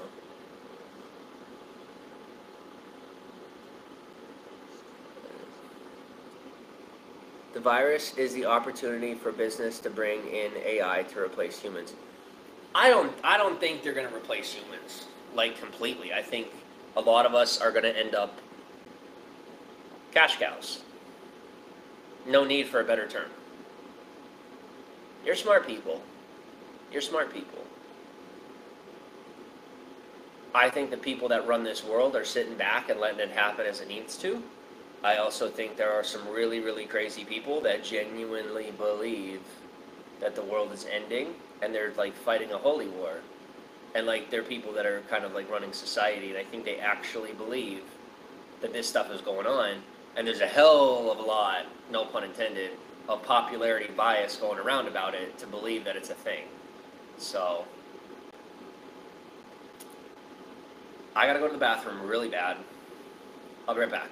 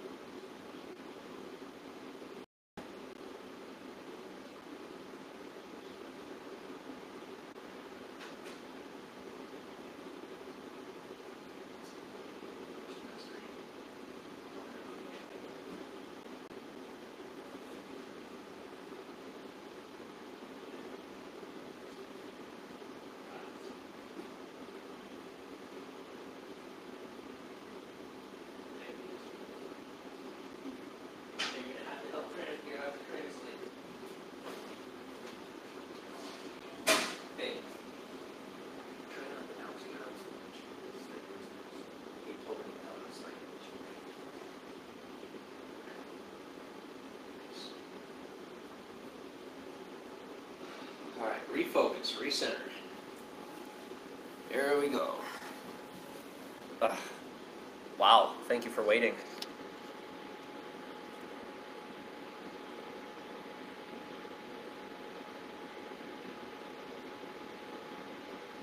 Is Kate gonna wipe? Not today. Sometimes she does though. I'm spoiled. Hello, Rasim Simo, welcome on. I believe in universal basic income because I think AI and machine learning is the wave of the future. Everyone has their standpoint. Muy. Eon. What is happening right now?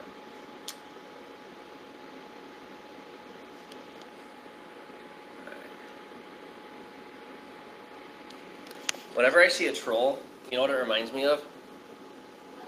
That commercial, that troll commercial. That trolley. Remember the gummies? Oh, remember the gummies? Reminds me of the gummy commercial.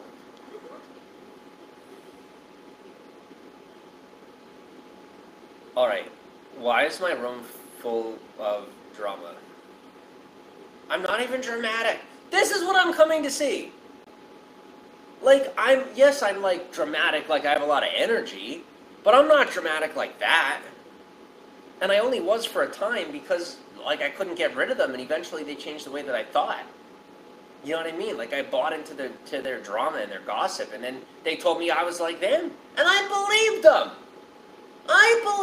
In the beginning, I didn't. I knew they were wrong. But eventually I bought into their crap, and then they tried to make me their scapegoat so they could all run away and then kill someone else. I'm just letting you guys know there are people on the internet that have attempted to murder me. They attempted to murder me through social destruction. Yes, it's attempted murder. Now, most people probably stepped away from it and said, oh God, this is actually happening. Just so you know, I saw this happen. As things got really bad for me, guess what? Most of them ran for the hills. They absolutely ran for the hills. They're like, oh crap, he actually might hurt himself. Or his life is going to crap. Or, oh my gosh, he actually abused his girlfriend. We helped cause that. Run away. We don't want to watch this anymore. You helped cause it. Just so you know. If you sat back and you judged me, you did help cause it. I'm getting better. And I'm taking responsibility for my actions. You will never be my friend. If you sat back and you judged me, or you were involved, or you're still one of the people involved, you're a loser. And you're not someone I will ever engage with in real life, period. You're not someone I want to be around. Maybe I'll ask for your help, but you'll never have my friendship. Nope. It's sick. It's really sick. It's a social disease. And I have a feeling that the shift in society is making sure people like that don't have a say on here. And while people are afraid of society replacing us with AI in jobs, no. You really want to know what's going down? The people who can't handle themselves in technology are more than likely going to be convicted of crimes and then going to have to commit to slave labor. That way we don't have to pay for labor that robots can't do yet. They're bringing people from Mexico and putting them to work for free. Criminals. Okay? What's even better? Doing it to our own people. And all the people that are not afraid, they are the people that should be afraid. Wise up. Your day's coming. And it might come sooner than you think. And I'm saying it because I care, and because I'm sick of being treated like crap by criminals. Who all of their data is being built and built and built. And while they think they're getting away with it, it's just called a slow death. It's called the internet has your data.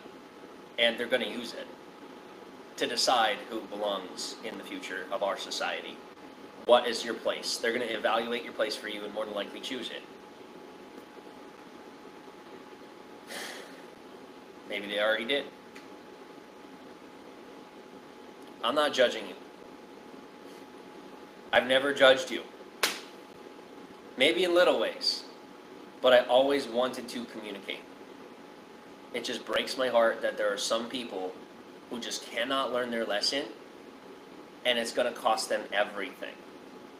It's costed me a little bit to learn these lessons for me, but there are some people that aren't going to learn their lesson, and it will cost them everything. And I've been having that conversation for 5 years, and I might be having it for 5 years more.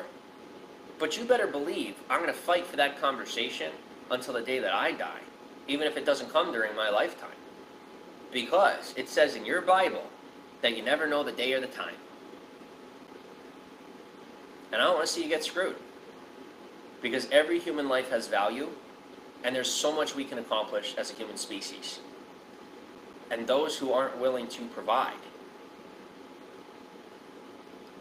might one day not have the freedom to do so. Those who, won't do anything but receive or provide. Life requires an exchange. And a lot of us are going to be left to the wayside unless we can learn how to do both.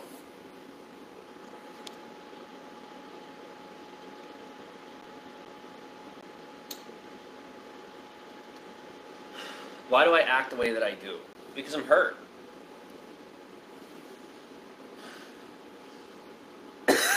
Because I care a lot about people, and because I'm hurt. That's why.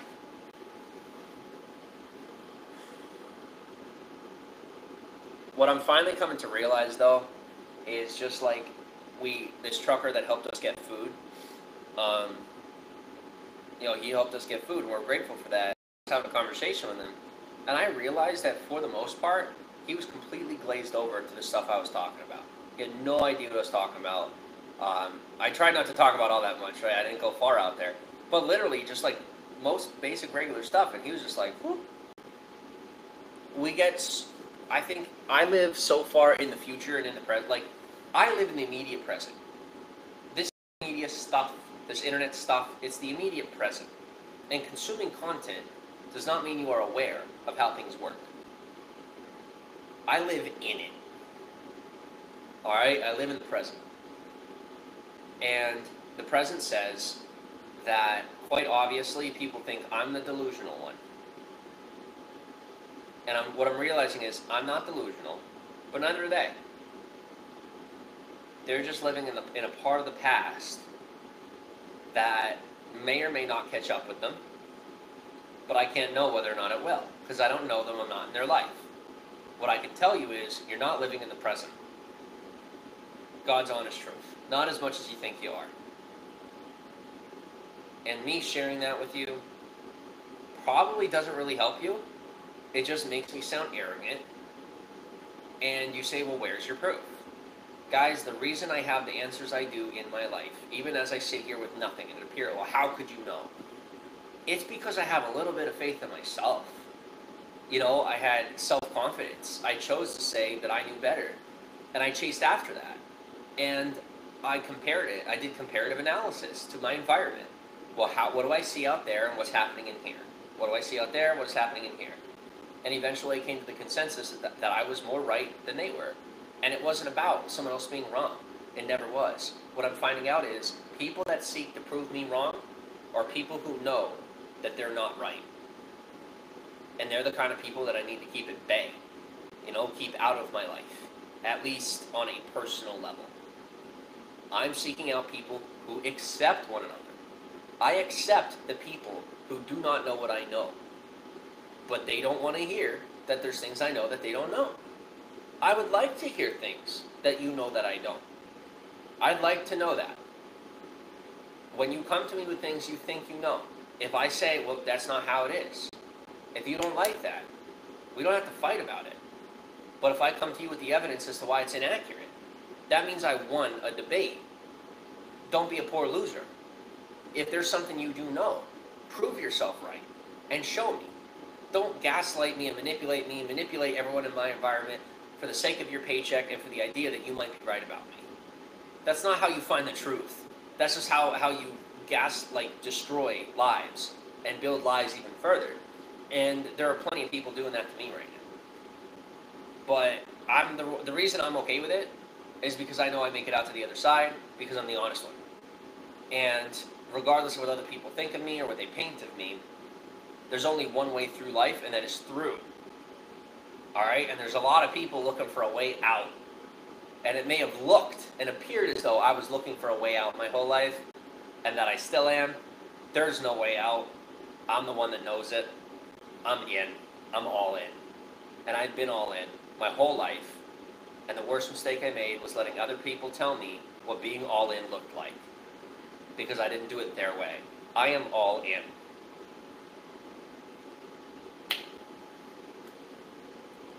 Alright. Jim BU. I'm working on it. Thank you very much for that support. I only get defensive because I've been attacked for years. I'm getting better. I'm getting much better. Day over day. It's just going to take some time for me to get better.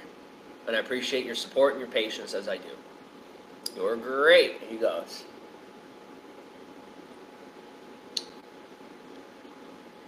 John, here's the thing. You using the phrase we negates the idea that you know what the BS is. Because people that use the word we in reference to their community, you're gaslit to the person that runs the community. You're manipulated by the person running the community. Why do I know that? I used to be like that on accident. Like, they're just manipulating you to believe whatever they want you to for the sake of their paycheck. People thought I was doing that on purpose. I didn't realize that was happening, and there are a lot of people in media that do it. I'm no longer one of them, and when I did it,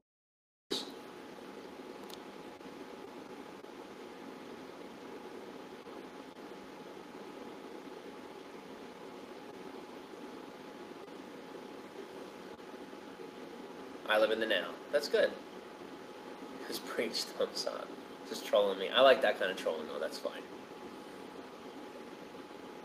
I have not made Karen, I have not made Katie mentally ill. Just so you know, in case you weren't watching, Caitlin tried to come online and try to do all this by her own hand, and a whole lot of you had a lot to say to her about her small breasts, about her greasy hair, saying these kind of things to her, having a small butt, and then she runs away from the screen, or she's officially emotionally abused, and you can see it on her face, so you turn around and say, Jimmy did it. You guys did it. And you know what? I'm not taking the credit for it, and I'm not taking the fall for it. Caitlin's gone from the screen. She can choose to do what she'd like to do. But I am no longer being the scapegoat for a queen bee. Okay? So all you queen bees out there, guess what?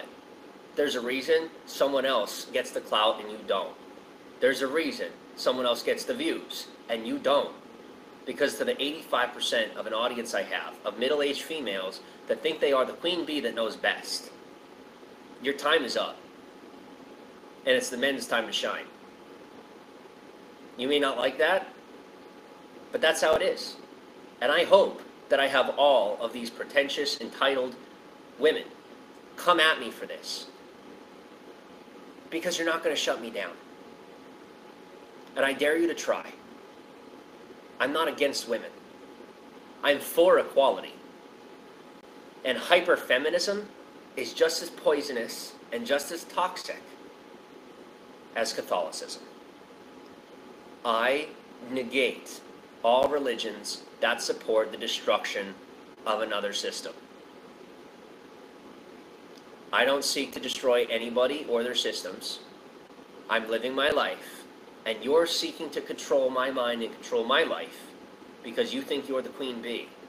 Well, you are sadly mistaken.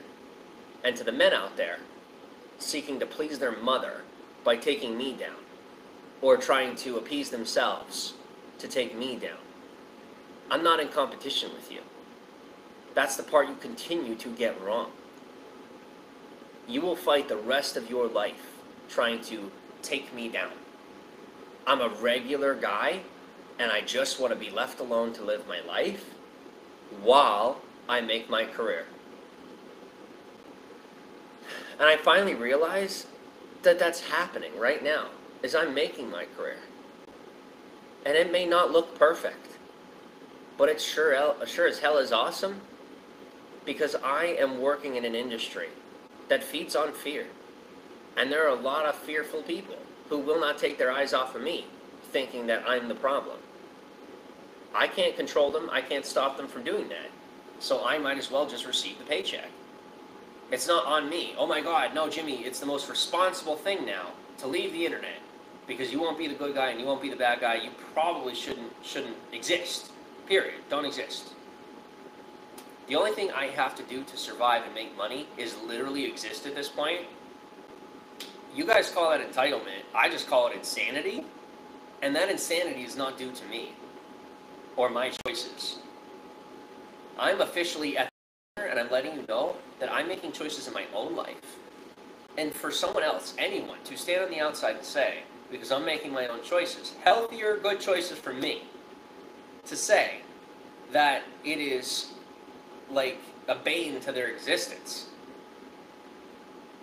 I can't say if it's insecurity, I can't say where it comes from, but I can say it is super unhealthy behavior, and I would recommend medication, but I'm not a doctor.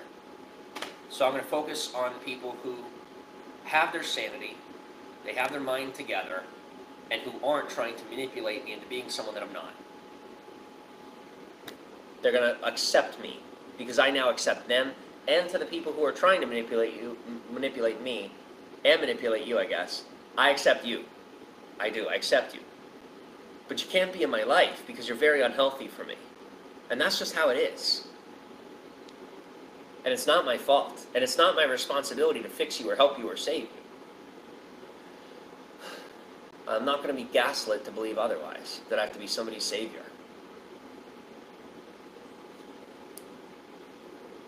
Kelly says, I think Kate's beautiful. Honestly, she could be a model. Thank you. She deserves to hear that. And she deserves to be able to look herself in the mirror and say that to herself. When her and I met, she did not feel beautiful. She did not like herself. And a whole lot of people on the internet did not help with that. I am the only person in her environment letting her know her beauty. Even back then. You know why? Because I say she's beautiful however she is. However she is. Now, personality can get ugly. We all got ugly parts of our personality, right? But her as a person, telling her, like, who she is and how she looks. She's beautiful as she is. Without exception. Now, the people in her environment, her former environment, were not saying that. They were saying, you are beautiful so long as you wear a tight bra so no one's looking at your breasts. You are beautiful so long as you are wearing baggy clothing or clothing that hides you. And you make sure that you go to your knees, and the only man that you go on your knees for is Jesus. This girl was brainwashed and manipulated to the point where most everyone we meet thinks that she is Amish.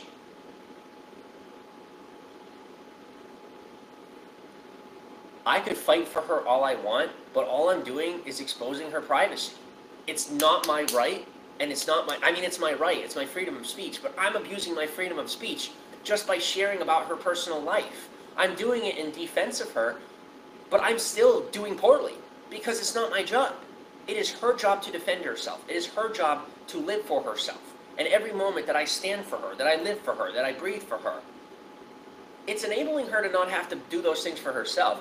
And any legitimate feminists out there will understand that. I'm sorry. I am sorry that I have stepped in and encroached on her environment, but you have to realize that this girl, she leaned on me even when I didn't want her to. And I didn't know what else to do. And so I was gaslit and brainwashed to the degree where I genuinely believed the right decision was to run her life for her.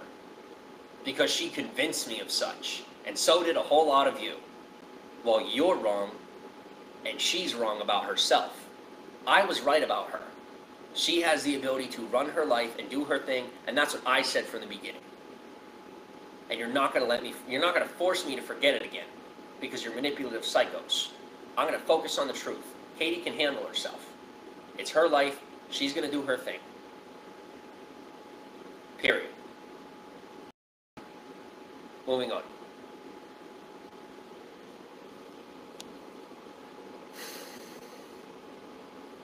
Karen goes, you are intellectually inferior to me.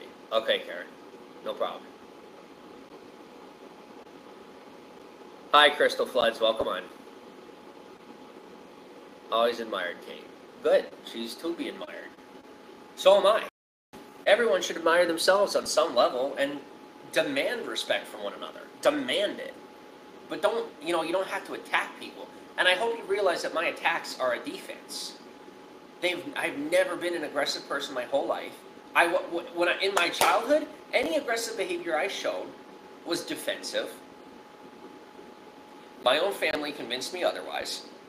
It was defensive. They were very controlling. I figured it out.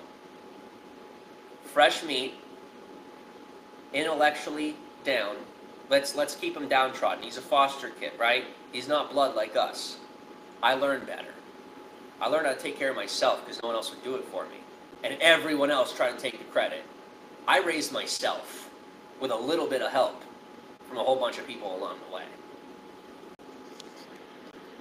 I'm enjoying the live stream, Jimmy. Patrick, thank you very much for the $5 super chat. Much appreciated.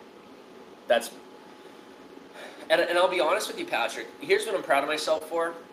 I'm not reacting to the money. It's a very big deal to me. I'm very, very appreciative. But I'm finally not lusting after cash. I'm not afraid whether or not I'm going to survive. I know I have the ability to survive. I know that if things go the opposite way and our country goes to crap, that I'm not afraid to, like, I know how to fend for my survival because I did it in the past. I'm prepared from both ends. I've been homeless, I've had to fight to survive, I know how to do it, I'm trained to do it. And on the opposite end is the training I have in social media and the current economy is I know how to survive if if the country decides to hold itself together. I know how to be a humble servant of America. I can do either one. I'm okay whether we fall into anarchy or we end up socialist or even if we remain capitalist. I know how to operate among the capitalists. If I must compete, I know how to. That's called being a Bohemian. That's called having the ability to blend in wherever you need to. That's what I can do, and that's what I do. And I may not always blend in well, but I do it just enough to survive. And that's enough for now. I'll get better at it as time moves forward, no matter whether we are a capitalist, socialist, or anarchy. No matter what happens, I will adapt, and I will know what to do within that situation without losing myself within that platform. So thank you for the $5 super chat. That's true. If you don't learn to defend yourself, it holds you back. Yeah, and that's a big thing that's held me back this whole time, was not standing up for myself. But I don't have to fight anybody.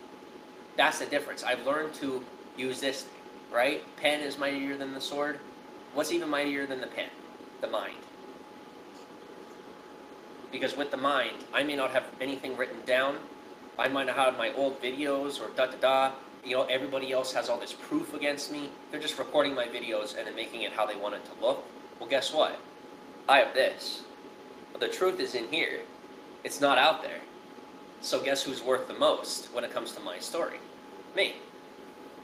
And because I'm accurate to me, everyone will look to me to understand my story, if they're smart enough to do so. In the end, this will build. It'll take time, but the truth will come out. And the only place it can come out of at this point is. And for those of you in support, who aren't too much of if you are not a narcissist and you have the ability to receive gifts, because the inability to receive a gift is just as narcissistic as the inability to give, then if you are humble enough to receive gifts, I'm more than happy to pay it back. But if you help me out for the sake of trying to get something out of me, more than likely you'll never get it. Just ask Josh and everybody else from my past. I don't have expectations of you. I promise. I'm the one who truly doesn't have an expectation of you. Whatever you bring to my table, I'm grateful for. Period. Just don't expect anything in return. If you want something in return, ask for it. If I can provide, I will say yes. If I cannot provide, I will say, you should probably keep whatever it is you have because I can't return the favor. Everyone who has helped me to this point has said, I have zero expectations, keep the gift, it's not a problem. 90% of those people have reneged. And then they turn around and say, I'm the one who didn't make good on a deal. There was no deal, it was a gift. That's what you said. I listened to the words out of your mouth. That's why I'm scot-free. Because it was a gift, and you said it was a gift. It is written down that what you gave were gifts. There was no exchange. That is part of why there cannot be a class action lawsuit. That's part of why none of that can go down. You can't get me on a crime because I didn't commit one. And people are pissed. So while you didn't do things the way we want you to do them. I didn't do them the way I wanted to do them. I just wanted someone to say yes to what I had to offer them in return. I did make promises, but it wasn't an exchange. It's a promise I made. In return for, not an exchange of. There's no exchange. I didn't tempt someone into helping me. I met my promises, and because the people on the other end didn't mean what they said, and now they're trying to renege, if they just back off of me and let me live my life, I'm more than happy to give it back to the people who helped me get there. But I'm sure as hell not going to if they spend every minute up until I get it complaining about me and giving me crap. And then when I finally have it, they say, oh, well, now you have it, now it's ours. Ha! Not happening. I made a promise. I'm keeping my promise. I am. When I get there, if you're still giving me crap, I will give you what I promised and only what I promised. Nothing more. Who am I? I'm the guy that wants to give even more than I promised. But I'm not giving more than I promised with that, like with people treating me that way, you know? And I'm so grateful that it's shifting and people are treating me less and less like that. And I hope you realize that, like, oh, I look nuts, right? It's not. It is that things were on a good track. They could have gotten better. And I'm really, really pissed because there's a lot of people that I believe I shouldn't have trusted that I did. I don't fully know if I'm wrong yet. Time will tell. Time will tell. You're wrong about me. Trusting me was the right choice. I just don't know if it goes both ways yet. Kate is such an incredible person. Yes, and she is no longer here on screen. She's not involved in the content anymore. You're welcome. Thank you. Hi, Kara. Welcome on.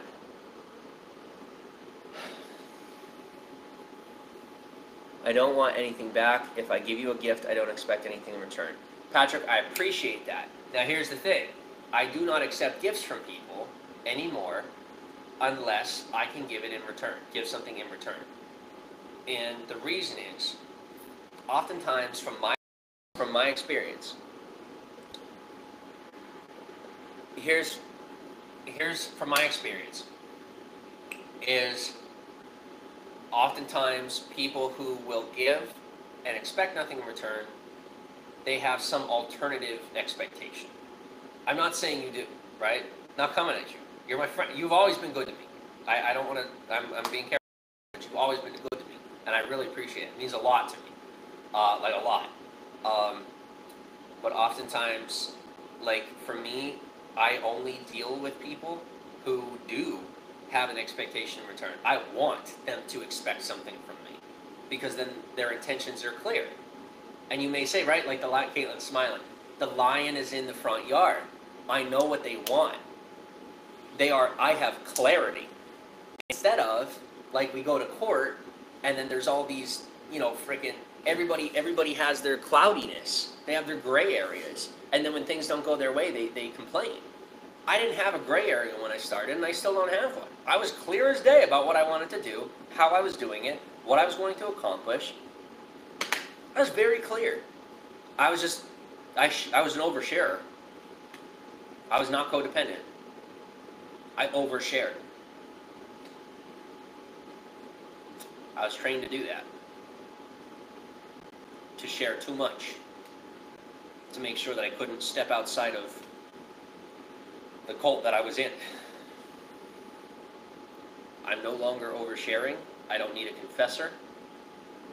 I'm owning up to my behavior for the sake of this platform, for the sake of my future, and for the sake of your sanity, so that you know what did go well and what didn't.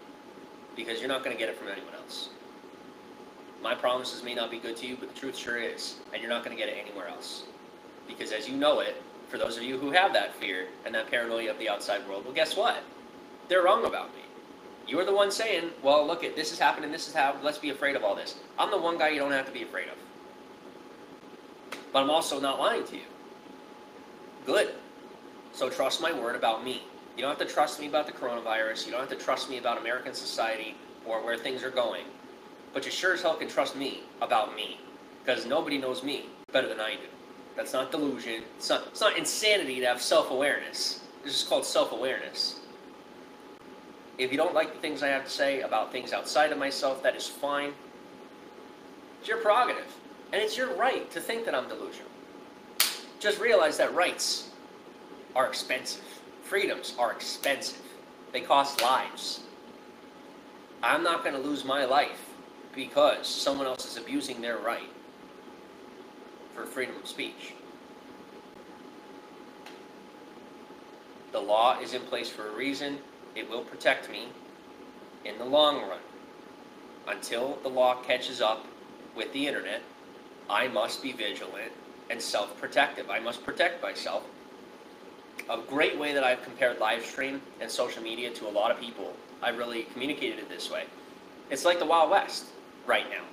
It's a nearly unregulated market, and the war, and you know it's almost unseen, right? People don't see it going on, and as you can imagine, the platforms don't necessarily want you to see that because it's not going to help build the business.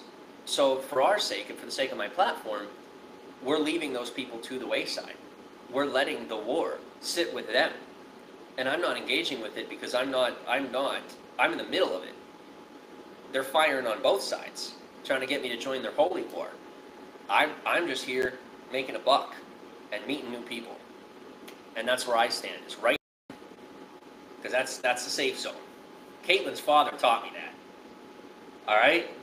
And my biological mother, and Caitlin's father taught me something, probably the most important lesson I've ever learned in my whole life. Nolo contendere. Stand in the middle. Do not get involved in their war, because you'll only lose your own. I'm only losing my life by getting involved in somebody else's war. And I'm not one of the crazies, and I'm uninterested. I'm stepping back and I'm saying, if you got to fight, you fight, but you're not fighting over me anymore, because you're going to lose. Everybody's going to lose. If one of you wins me over, we're all going to lose, because I'm going to believe you're right, and I'm a powerful guy on the inside. I got a lot to offer. I'll end up using that for your purposes, and guess what? A whole lot of people will lose their lives. Society will get worse. I say no. I'd rather be underutilized and undervalued and underappreciated and never amount to anything than become a part of somebody else's war. And then things only get worse. And I'm smart enough to see that. So I sit in the middle, and I'm proud of that. So I talk so much. I'm proud of that, to finally, to step back and see that everybody's fighting and I don't have to. I don't have to fight, and I don't have to be, nobody's going to manipulate me into getting into their fight anymore. I'm finally finished fighting. So it's nice to have peace. Okay. Most of you probably don't know what I'm talking about, but it's been a long couple of years in my life. It's been a long couple of years. I seem like I talk cryptic and I'm very indescriptive. It's because I'm being very careful with what I say, as to not bring the drama, to explain myself and express my feelings without inviting the drama, so that I can move on peacefully. Kara, I appreciate the well wishes. Okay, where was I? It's rare to find someone that gives a gift without an expectation. Good morning, Bill Murray. How are you? Can you wear a shirt under the shirt? I don't have one. We only have what we have here. I have one pair of pants, but you know what? It's partially my own fault. So I'm not complaining. I'm just letting you know where I'm at. Please don't have sympathy. Do me a favor and don't have sympathy for me, because I'm not asking for it anymore. And if you think I am, it's only because of your interpretation of what I'm saying. I'm not asking for your sympathy. If you give it to me, that's on you. I'm not seeking it out. People online will twist everything you say. People, period. Here's the thing. There's very few, in my experiences, there's very few people who actually twist what we say. And then there are a whole lot of people who misunderstand what we say, who simply do not understand what we're saying. What I'm saying. At least that's my experience, is people don't understand what I'm saying. Hope you and Kate staying safe. Thank you, Bill Murray. I appreciate that. Yeah, Bill Murray, great example. Good dude. This dude's been watching me for a while. Nice guy. Sometimes misunderstands what's going on. Looking from the outside, trying to figure out who to side with, right? And, the people that we can trust the most are people who are willing to change their mind about you if they genuinely believe that you're not a good person. That's not a bad behavior to make a judgment call on whether or not you're on someone's side. That's a healthy, regular human behavior, that if, from your perception, someone is unhealthy, or you shouldn't side with them, that you don't. Doesn't mean it's the right decision. And if they're crying to you and letting you know, hey, you're making the wrong decision, and you don't listen, then that's on you. And it's going to affect them. Just don't expect them to turn around and like you in the future. And especially not to like you in the moment, as they to you, why they're wrong about you, and you care about the relationship, and you're trying to say, okay, well, here's why, but they don't want to hear it. Okay, well, then that's their denial, and I'm forced to walk away. I am literally forced to walk away, because if I don't walk away, I'm going to be encapsulated by their truth, their smaller truth about me. It's not about their it's not about any of that. It is about knowing yourself, owning yourself, and not letting someone else decide for you who you are.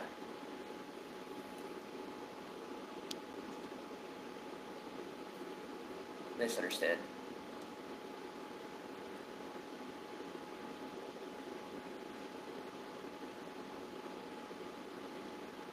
No PayPal. I'm not receiving money. There's a person helping us get food. We have one person helping us get groceries. We have another person, we were very grateful. He helped us yesterday get groceries. I don't know where he stands or what his deal is. But for the most part, we're not going to need help for long. And the kind of help we need is not anything except food. We're not looking for friends. We're not looking for any of that. No offense, we're looking to build our income. Everyone said it was all about the money. Guys, the money was the last thing on my mind. That was the problem. It shouldn't be the first thing on my mind, and it's not. But the money is officially equal to most other things except love. Love will always be the most important thing in my heart. Everything else on top of that is now equal. Whether it's friendship, whether it's finances, I will live an integrated life where all those things come together for the sake of my future and for the sake of the future of the people who see that I know a bit better about myself than they do. Best Knowledge World, welcome on. How are you? Bill goes, I keep it real 24/7. I see that. And you, at one point, you changed your mind about me, and I don't blame you.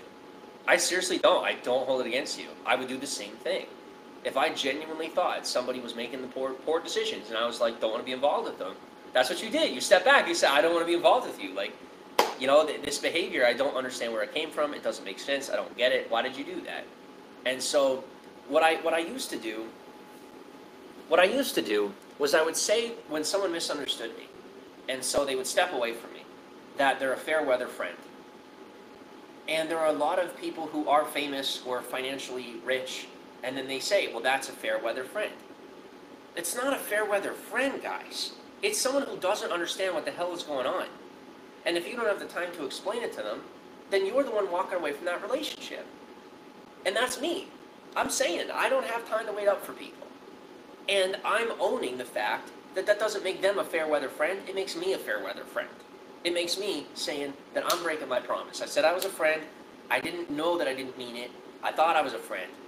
And I had to take my life forward. I didn't mean to leave you behind. I didn't mean to make false promises on those things. But realistically, is I have to get my life forward, and I don't mean to leave you behind.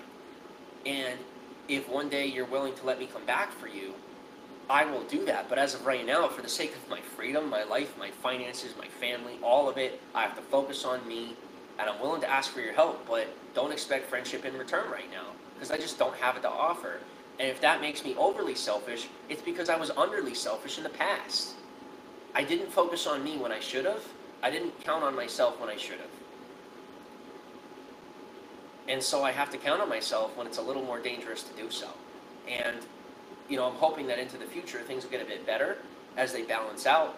And I won't, just like I'm not the way that I was before, and I'm not going to be this way forever.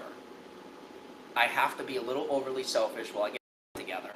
And as soon as I'm making enough money to get by, I can double down on a good, safe environment where I have an apartment, I have enough money that I'm feeding myself, and once I'm taking care of myself, then maybe I can open myself up to the idea of having friends again. But until then, I have to focus on me so that I can have an income. Love is more important to me than money. Oh, 100%. I agree with that 100%. That I always see love as number one, but there's a whole lot of other things in life that kind of come together, and money is one of them. It's just hard for a lot of people to accept, especially if they're very giving people. It could be hard to believe that getting something for yourself is selfless. Think of it this way. I always saw money as a crutch or as something negative. When I finally realized, sometimes, at least in my life, it feels as though God calls me to have money that I can then help others. That the big heart that I have requires a certain amount of money in order to be able to operate on the level that I'm made to operate on. It's a requirement and a responsibility, as opposed to cash that I can just flaunt and buy 5 Lamborghinis with. If that's what someone wants to do with their life, please realize that's their prerogative. It's the way they want to live. That's their right and their freedom, and I support that. I support the freedom. Within myself, I've always wanted a family. Whether or not that's with Kate, I don't know yet. I wanted that family far before I wanted any of this. I have this, it must be what I want because I'm not giving it up. I can have it all. I can have it all. And so can you. Just figure out what your all looks like. And I'm figuring out what my all looks like. And that's what I'm doing right now. I'm not going to be a preacher forever. I'm not offering you insight forever. The insight you're getting from me right now is me over-explaining myself. It is me in self-defense mode. It is me feeling insecure because I've been attacked so heavily for the past couple of years, feeling like I have to explain myself to people so that they see, just so to make sure they see the new me and how much I've changed. And I won't be this way forever. But while I work through my issues, I'm a bit insecure and I'm very explanatory because I feel like I have to explain myself. And there are some things I definitely have to explain myself for and to help everyone work through, including myself. After that time period, though, I'll be moving on from this attitude. But this attitude is necessary in order to help people get on board with who I am, so that you guys understand the progress that I've made. That's important to me for many reasons.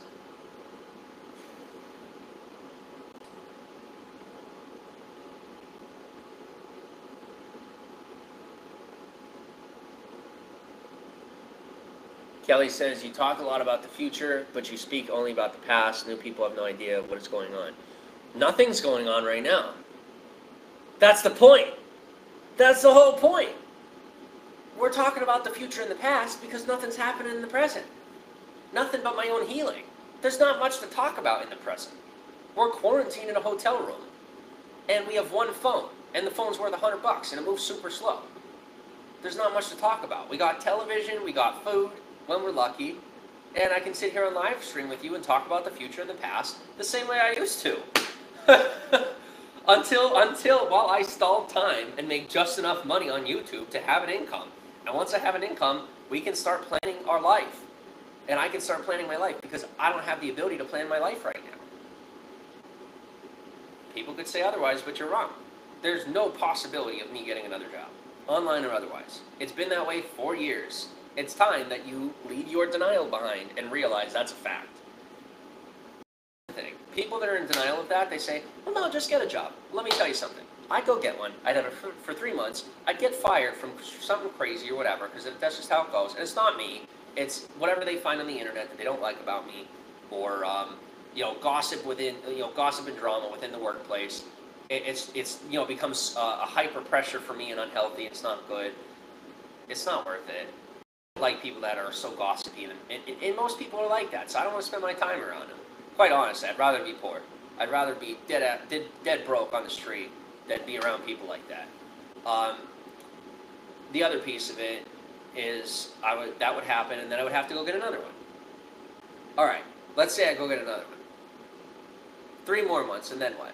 People say, "Oh no, stay off the internet. It'll subside." No, it won't. No, it won't. All right, until another James Saroka comes along, and the SEO of my name, right, the search engine optimization of my name gets consumed by another James Andrew Saroka Jr., it's never going to happen. Nobody else wants to face facts? Well, here's the facts for you. It's not going to happen. It can't happen. It's impossible. It's impossible. Like, just accept when something is impossible. Nobody wants to accept it. They want to deny reality. That's delusional. All right? Most everyone has been delusional about the idea of me going back to a regular job. Complete delusion on the idea that it's even a possibility. It's delusional, the idea that I could.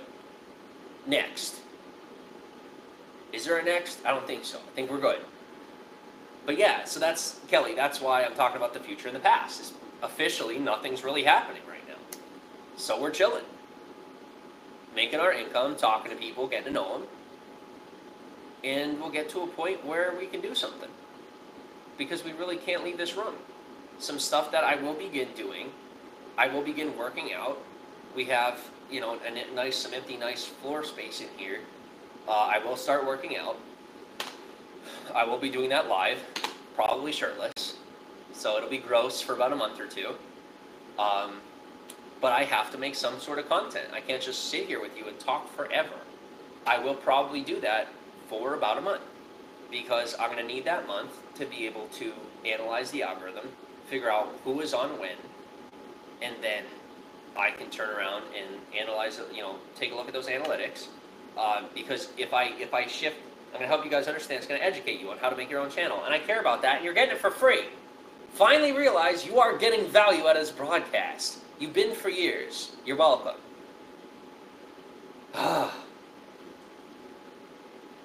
Having similar content is important if you're going to read the analytics. If you make a workout video on a Monday, and then the next Monday, you make a video just talking to your audience, that is a variable that affects the way that the analytics are going to be read. You can't read that, okay? It's near impossible as a small YouTuber. You see these videos out there, hey, if you're a small YouTuber, here's how to monetize. If you are someone like me, that your content is dynamic, then, and I know right now it's not, okay, I get that. But if you are someone like me who wants to build a platform where the content is dynamic, it starts by getting a flatline read, ironically, on what's going on. Me sitting here talking to you guys is a flatline read. It is something that only the most bored people are going to be interested in. The people who spend the most time on social media are willing to sit and listen to someone who just rambles on for hours doing nothing. That means they are that bored and uninterested in everything else that they're spending their time with me. Well, good. It gives me an opportunity to read the analytics, figure out what's going on, and then I can create a baseline of my content. And I don't have to worry about anybody else like that, because they would have to mimic me to a T in order to get it right, and they can never do that. They're never going to be able to do that. So for me, at least not for the next decade, they're not going to be able to do that. So I don't have to worry about competition or anything like that. I read the analytics, I get working out, we get cooking, and we show you the cooking.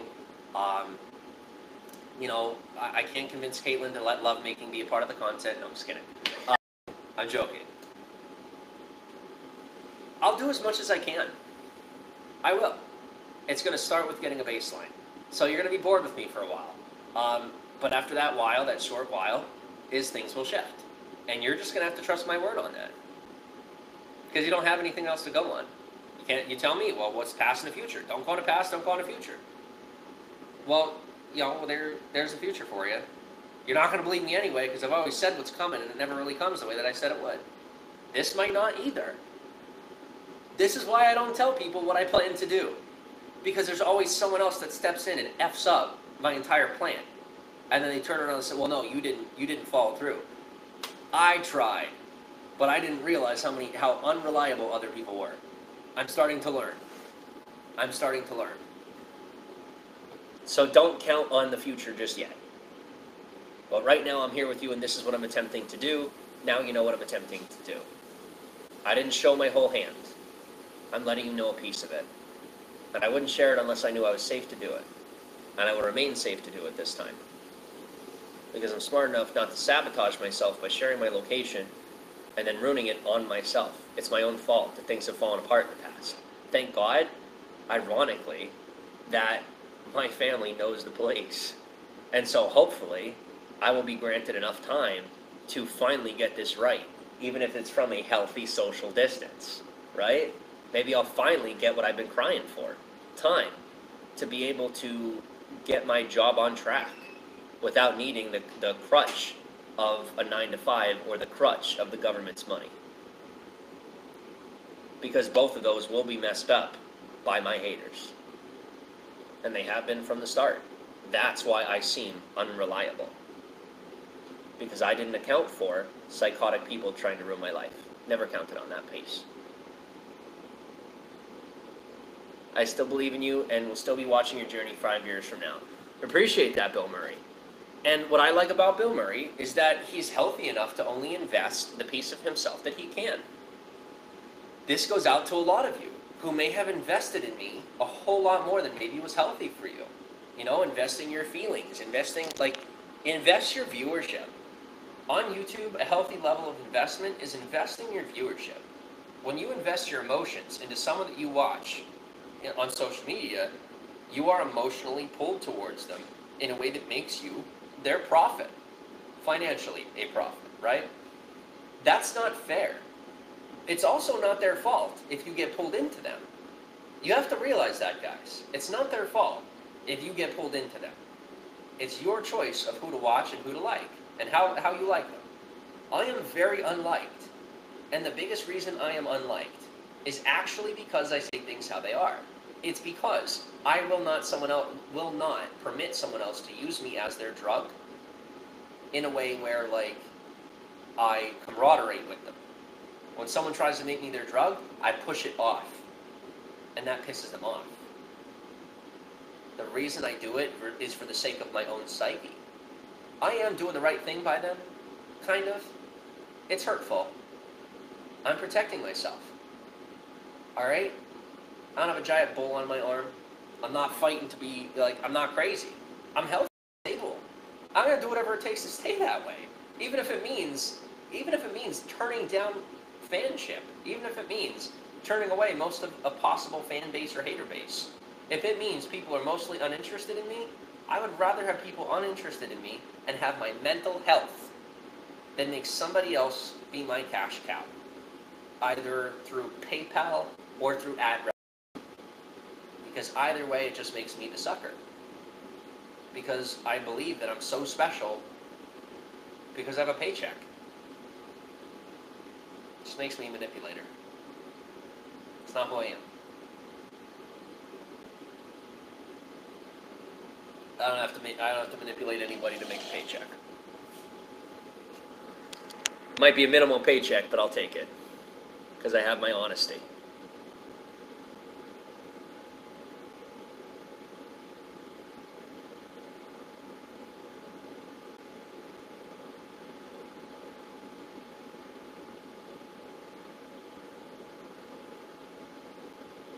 Kelly says, Crystal, he has an extensive past on here, says he is changing, but seems like he is stuck here. No, I am changing as a person. I am stuck here, Kelly. Thank you for saying that. That's the truth. That's the God's honest truth, is I am stuck here. But you know what? I chose this. Guys, this is me owning my quote-unquote slavery. Like, I chose this life. I have this life. That's what we get what we ask for. We get what we ask for. And I really, like I said, I could make attempts to change my course of action. Am I fooled into this? Have I been officially Stockholmed into believing this is my only option? If I have other options, guys, help me figure out what they might be. Because I sure as hell don't see them. Getting a job isn't an option. Relying on the government isn't an option. Both of those things will be messed up by other people, guaranteed, just so you know. It's happened in the past, it'll happen again, a hell of a lot worse than it did in the past. Even if I put this down, just so you know, there are people who will chase me till death do us part, who will harass me and destroy my life until death do us part. Getting into business with someone else isn't a possibility. I have $0 and one hell of a track record. My credit is crap. It's not possible for us to, like, buy a home or blah, blah, blah. We have no money, so it's not like we could really invest in anything anyway. I'm trying to help you guys see that I'm just doing what is available to me right now in this moment. Being here is pretty much the only option I have other than quitting completely and just, like, dying. And I understand that there's a lot of people that don't see that. I'm letting you know. It's where it is. The only other option is for me to commit a crime and either steal something or go to jail. And I do not choose those. I will not do those.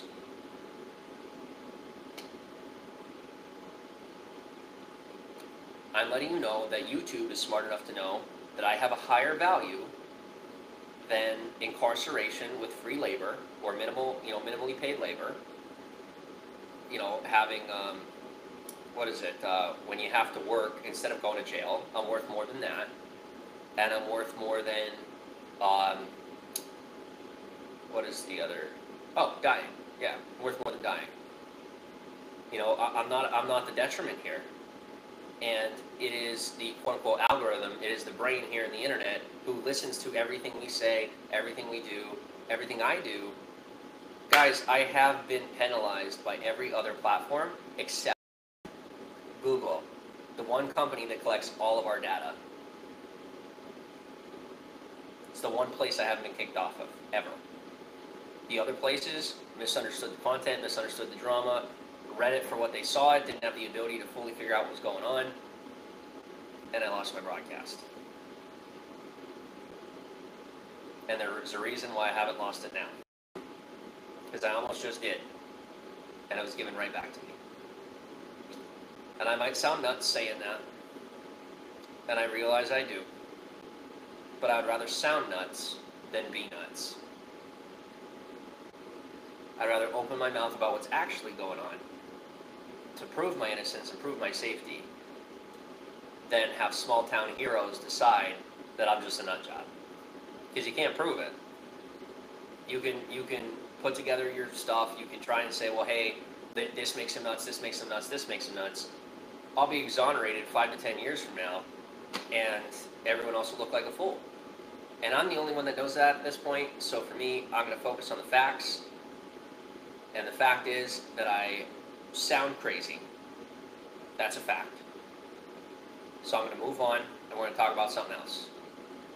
Because I don't need any more drama in my life from anybody else.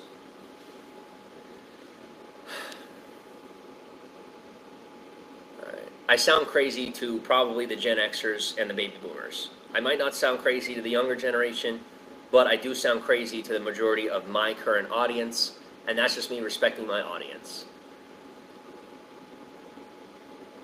You're doing good at this time. I appreciate you. Thank you. Thanks for stopping in, Crystal.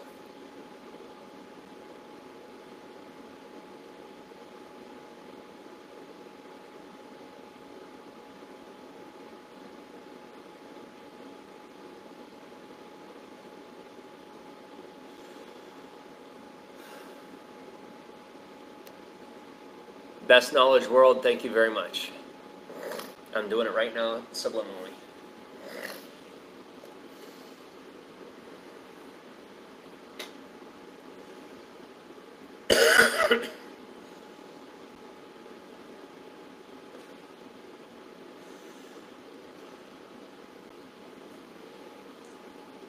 Thank you.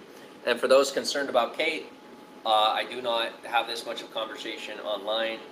Caitlin is in the bathroom taking her space, not having to hear my words, my constant words. So you don't have to worry about subliminal accidental brainwash. We do take time apart, and she does step away oftentimes when I'm live and talking this much, so that she doesn't have to, absorb it and not have her own space to think. And she cannot hear me from the bathroom. We've tested it. So she has her own headspace, she has her own space to think. I mean, if you guys want me to broadcast from the bathroom, I could do that. I know a lot of TikTokers do in the mirror, so she doesn't have to spend the time in the bathroom, but we're doing what we can here, guys. Doing what we can.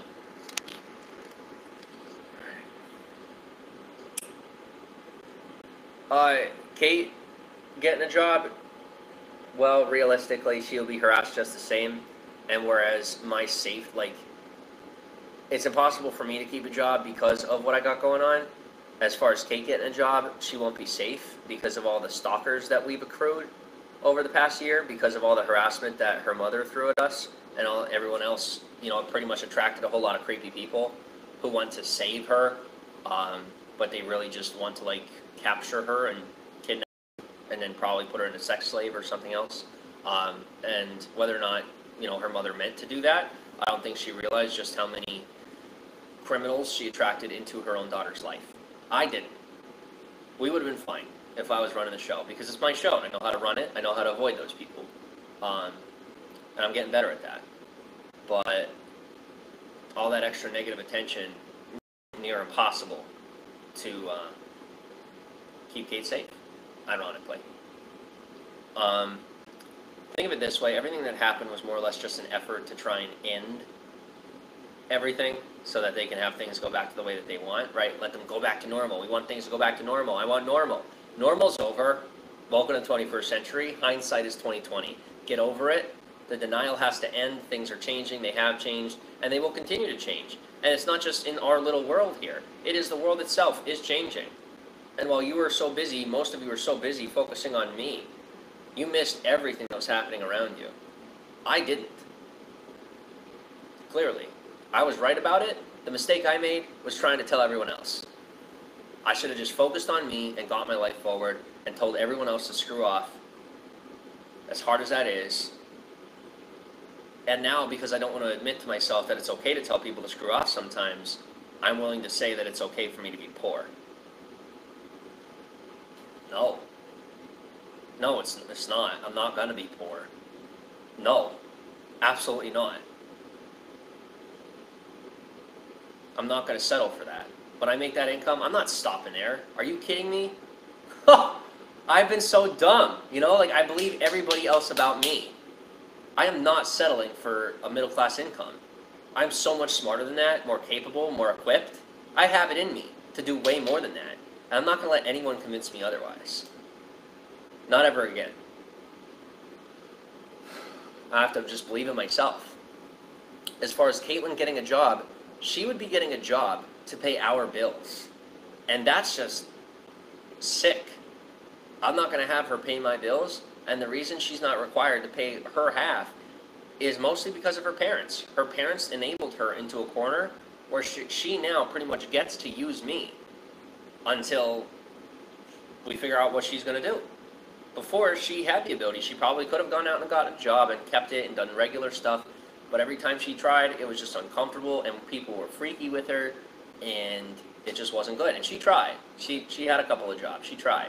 But people were just so sexually aggressive and making her uncomfortable. And it was mostly just due to stuff on the internet, or they wanted to save her, like creepy people that wanted to save her because of what her mother and a lot of you had put on the internet. And so now she has agoraphobia. She doesn't want to go around people, and I don't blame her. I don't blame her. So for me, I kind of have agoraphobia, but at the same time, I know that I have an ability to adapt and blend in with people. But I can't blend in when there's a whole bunch of fake crap about me on the internet. So there's a certain level that I can blend in, and certain places where I can't blend in yet. And realistically, I probably never will be able to blend into real life ever again, because it's going to take aggressively positive stuff to overcome the aggressively negative, and for the average person, that'll slight them in the way where they'll look at me famous instead of like a criminal or whatever. That's not my fault and it's not my responsibility, but there is no point in my life where I will ever be able to meld back into regular society. It's not going to happen, and I'm not trapped. I asked for this. I asked for more, and so I'm appreciative of this life. The way that it's happening right now may not be favorable, but it's on me to shift that narrative and bring it to a better place. As far as Caitlin, it is her life. It is not her responsibility to pay my bills. It's not my responsibility to pay hers. But in return for, shelter and food and, just the ability to be here with me and learn from me, she's going to live with me and live the peace that she, because ironically, the sheriffs came to the door and they said, well, you're controlling her, and asked her, are you working for nothing? And we both laughed at that, like we were in a relationship. Like, no, I was doing my part, trying to figure out how to make money, and she was cooking and cleaning and all that regular stuff. We were in a relationship. And from the outside, it might have looked extremely abusive, but you didn't see how hard I was fighting for her when we were off screen. Fighting for her freedom, fighting for her to, have her own voice and do her own thing. And I really was. And she was really fighting against me, clinging to my leg. Guys, there's a certain level of codependency. I don't know if you know this, codependency, narcissism, where someone will literally cling to you and freak out if you try to leave them. That wasn't me. I stood and I said, Kate, there's a door. You have college you can go to. Your family is there. Everybody is around you. You can do whatever you want. And I said that out loud. I said, there's the door. Go. I love you, but seriously, you're ruining my life. You're not helping me here. Go. And she wouldn't go. She clung to me. And it made me look worse and worse and worse. And even now, it doesn't look all that good. But I'm trying to help you guys see the narrative. I'm trying to help you see what's actually going on, rather than what you think is going on. That's the other piece of it, because I've been willing to lie my whole life for all the people that I love, out of fear of them lashing back at me. That's defense. Well, I'm letting you know that I've been manipulated and controlled by an 18 to 20-year-old girl until this point. And it only happened because I was at my weakest, but it did happen. And so moving forward, Caitlin is learning to take responsibility for her own life, and I am willing to provide food, shelter, and the necessities, while her and I figure out whether we want to stay in a relationship, and in return, she's taking care of the cooking, she's taking care of the cleaning. Ironically, she wanted to be the housewife. Now she's living like one. And it's not my fault. I didn't brainwash her into it. I told her, look, I don't necessarily want to be together right now. Well, she says, I don't want to go back to my family. She says she can't stand her family after what her mom did. And then we went and we faced them. We had a conversation with them. And, they keep lying to our faces. So we move on. We move on from those people. That's what Kate wants to move on from them. The other option, I said to Kate, do you want to go to college? And she says to me, well, I don't want to go to college. So she doesn't want to go to college. So, okay, well, you don't want to go to college. You don't want to go to college. You don't want to go back to your family and live with them. How about finding your own apartment? I know there's a women's shelter. You can go to a women's shelter. You and I have gotten into a physical tussle in the past. So you could go there as a battered woman. You want to go and figure out things that way. And she said, no, I don't want to do that. She psychologically manipulated me to the point where I reacted, by the way. And I mean very heavily manipulated me. Mixed with a whole lot of what I was facing online. And now everyone says I'm making excuses. I'm not making excuses for my actions. I'm letting you know I'm not going to step down from what happened to me and just say yes to that I'm an abuser. Guys, anyone pushed this far would react far worse than I have. You have no idea how far I've been pushed and what's been done to me. I'm getting over it. I'm letting it go. I'm no longer fighting back. I'm moving on. I'm growing up. I am. Doesn't change the past. Doesn't change what's been done to me. Doesn't change what I've done. What's been done to me is far, far worse than what I've done. No one's going to pay attention to what's been done to me. They never did. They're too busy trying to justify their own position. So for me, I'm going to let you know that I'm sorry for what I did. There's no excuses for what I did. But I am moving on from it. And you might have a right to judge me for that. And you'll find out in time. So moving on. As far as Kate goes, she's going to be here with me because that's what she wants to do. It's not what I want. I made that very clear to her. I said, can you just go? Like, go do something else. And she says, she'll ball and ball and ball. And she says, well, if that's what you really want, that's what I'll go do. And I said, well, what do you want? Like, you have to do what you want, regardless of even if I want to be with you. Like, we don't have to be in a relationship. You can still live here, and we're not in a relationship. What do you want to do?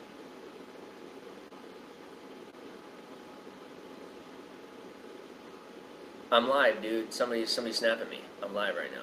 I can't even check my snap. Can't even check my snap. So, I say, well, what do you want to do? And she says she wants to be here because she has a lot she can learn from me. And no matter how it looks, how it is how it is. And you guys don't know how it is. No matter how bad it looks, you don't know how it is. I'm letting you know. Popular opinion is not fact. Popular opinion is not law. How it looks is not law. That is fact. And no matter how you try to gaslight me, manipulate me, push me into a corner to believe things about myself that are untrue simply because they don't know what happened in the past and they don't care, well, guess what? The past exists, the present exists, and the future exists. In the present, Caitlin would like to stay here, help me with cooking and cleaning. She figures out what she wants to do. I am willing to support that and be okay with that while I get back on my feet. And once I'm back on my feet, then her and I will revisit that conversation. Whether she ends up working for me as an employee, or she finds who she is, and I actually want to date her, or 3, that we just move on from each other completely. And that is her prerogative and her choice. And she entrapped me and tried to force me to be her daddy and her meal ticket and her sugar daddy. And because that happened, well, guess what? Now, essentially, she has encapsulated herself into a position where she is my housewife.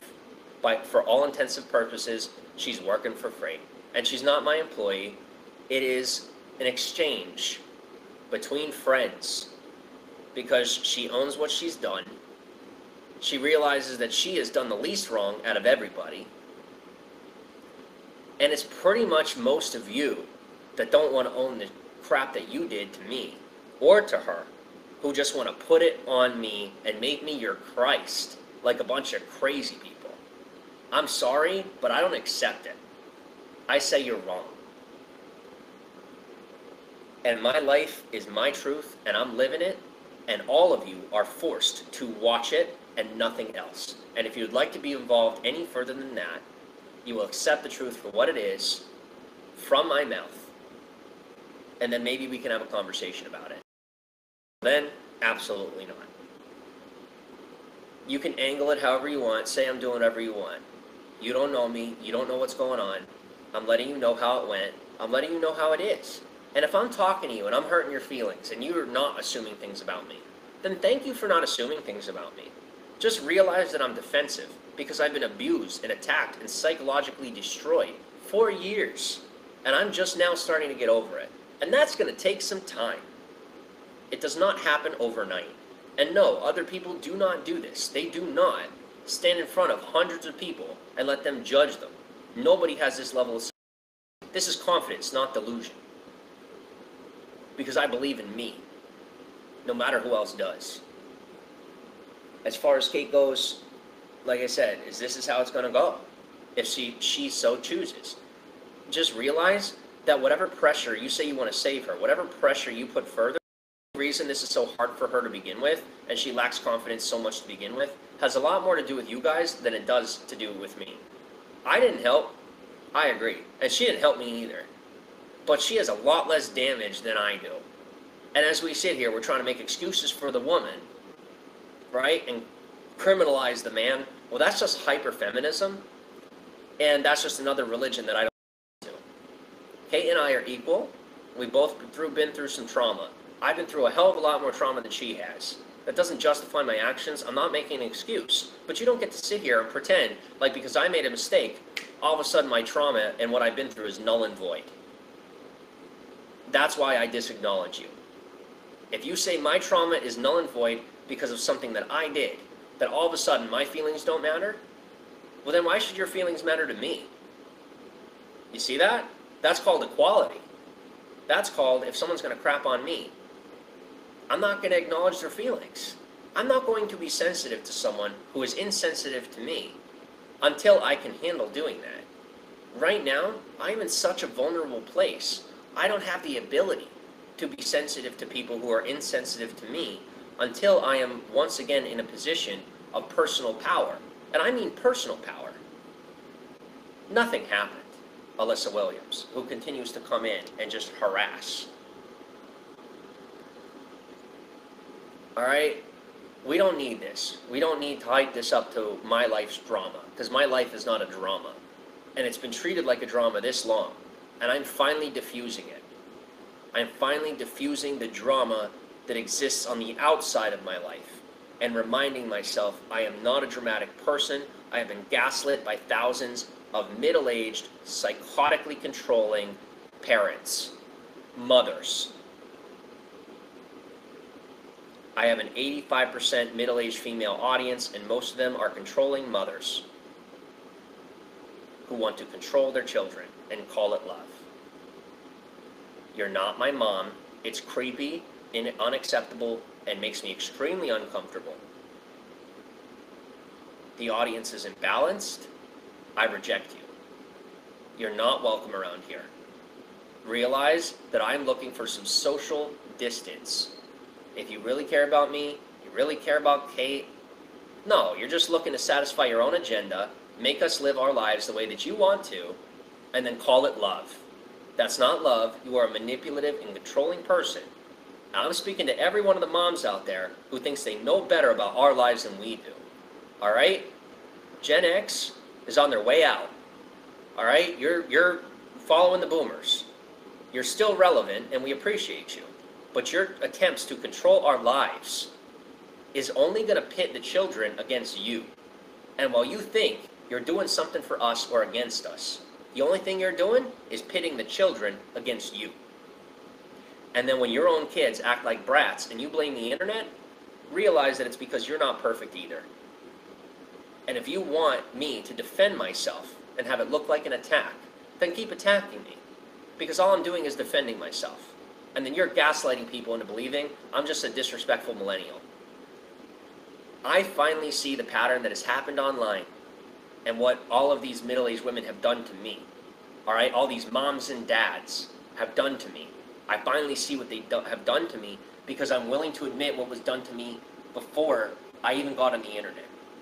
This right here that is happening to me, and these people are doing it in the shadows. These middle-aged people that are super controlling parents and they knew how to control their children, done it in the shadows until now. I'm pulling it out of the shadows, I'm exposing it, you might say. And I'm saying that I have been gaslit and manipulated for my whole life, even up until now, by a whole bunch of controlling parents. I'm an adult. If you say I'm an adult, we're all in agreement that I'm an adult, then you should probably step up your opinion. Because if you genuinely care, there's no way on earth that you would be trying to control me so much. Because as you say, you're trying to help. It is very clear you're not all that helpful. I have spent a lot of time online listening to you. How has that worked out for me? And you want to say, well, you didn't listen to us by getting a job. You didn't listen to us by doing this or doing that. I'm speaking to all my internet parents. You haven't heard me. You won't listen to me or what I have to say. You don't care about me. You don't care about Kate. You care about your opinion. You care about trying to force me to live your way because if you, in some way then you'll be right about your own children who probably left you. They left for a reason. They moved to Bloomsburg for a reason. Or they moved out of Bloomsburg for a reason. You're controlling. Step off so that they can live their own lives, so that we can live our own lives, so that I can live my own life. You're unwelcome. And this isn't dramatic. And for any older folks, baby boomers or Gen X, who want to call this just dramatic, it's very disappointing that you're so insensitive. And it is that attitude is the main reason why most of the younger generations are rebelling against the older generations. I'm here for you. Thank you, Bill Murray. Because other people shouldn't have to fight over me. They shouldn't have to defend me. That's insane. I agree with that. You also shouldn't be fighting. All this fighting that's happening in the comments, I'm finally realizing it's not on me. I didn't cause it. I shouldn't control it. I shouldn't try. I shouldn't step past that boundary. And the only reason it started to get so bad was because I clicked that block button one time. And it sent everybody else into a tailspin. And it sent me into a tailspin too. It sent me into a tailspin too. Because I broke that boundary. I stepped over my healthy boundaries. I just have to accept whatever words reach my subconscious. And I have to realize that if I truly want better words going into my brain, I should speak better words. I should do better. I should be responsible with this platform. And people's opinions of me will change. And they'll start to say good things. And good and positive things will begin to enter my mind. And I wanted to hit that block button as a shortcut towards hearing good things about me. And I didn't mean to do that, and I didn't even realize that's what I was doing. But as it stands, I have learned this quickly. And now you all have witnessed how quickly I learn. And I can't fake that. And anyone who thinks that I'm faking it is delusional, and I would recommend you get some mental help. Because it is impossible to think that fast. At least, at this point in my life, I cannot think that quickly. And when I think that quickly, I will not be wasting my time faking it. I can produce so much more by being authentic. I don't need to act. I don't need to fake it. When we're real, that's when we gain the ability to act. Acting is a lucrative career, one that I'm not interested in. Okay? Being fake bores me. There's nothing wrong with it. Everybody has their thing. But it's not my thing. I think that's a big reason why I never wanted to do recorded content. That's why I never really did it. I wasn't interested. And I think that really pissed people off, that I wouldn't do things the way that most everyone else does them. And then I said, like, hey, I'm ahead of the... They're like, well, you're not doing what other people are doing. That's the whole idea of being ahead of the curve.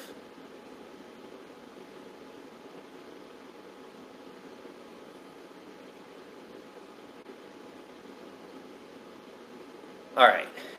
Someone just said that I'm blocking you from reproofing me. No. There are some people that are making an effort to reproof, and there are others who are not seeking to reproof. We both know that. But I'm driving myself up a wall and going insane, spinning in circles, having this conversation with delusional people. Why am I even doing this anymore? For the money, apparently. Is it worth it? I say it is. I say it is. Because the value that society is getting from this broadcast right now is a hell of a lot more than just financial or monetary. It is increasing human value as people learn more about one another in the streams. This live stream thing is going to become mainstream. And it's not fully mainstream yet. It's not. But as it becomes mainstream, people are going to learn how to do it. And they're going to learn it from people like me and people who are like me, who maybe I'm like them. I'm not saying they're like me, whatever. I'm just making a comparison to say people who are authentic and transparent and just out there. You know, that's the best way to do it, because people that act are going to destroy their own interior lives. Truly. If you act during live stream, it's literally like faking it in real life. And then when you shut that camera off, it's going to be very hard for your mind to differentiate between reality and fantasy. And I'd hate to see that for anyone. It's very destructive. So, I'm as real off screen as I am on screen. You can ask Caitlin. I act the same way that I do in real life. And what you saw on screen in the past was me being authentic and screaming to Caitlin to be honest. And she was a big fake. She was acting. And you guys have no idea how much she was acting. But I'm letting you know she was acting. And she's a good actress. She's finally learning that acting may create a financial career for her. But she'll spend the rest of her life completely miserable, vying for other people's attention and getting paid for it. I no longer get paid for other people's attention. I get paid for just speaking the truth. And it's really nice. It's really nice. That's what I actually get paid for. Is for just... For anyone who doesn't know, there's your secret. My willingness to say things how they are, it's getting me paid. It also gets views and whatever else, but realistically it gets me paid. And I don't desire to get paid over that. I don't want to get paid for exposing the truth about life and things like that. I think that's sick. I think it's inappropriate. In my opinion, it is very irresponsible. Because as I learn about life, I find out that when people know the truth about life, they oftentimes abuse it. They oftentimes abuse it. And whatever truths they do have, they're using them poorly. Quite obviously, they're using them poorly.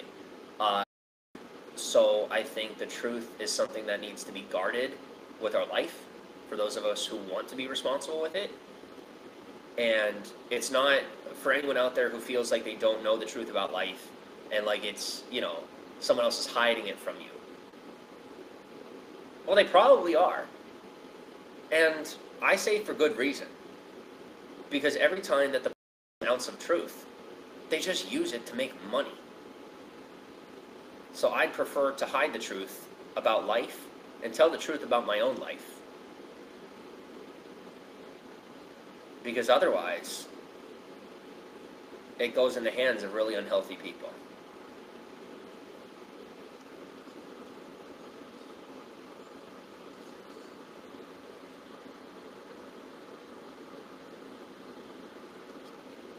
Minka, you have no idea how far I've come.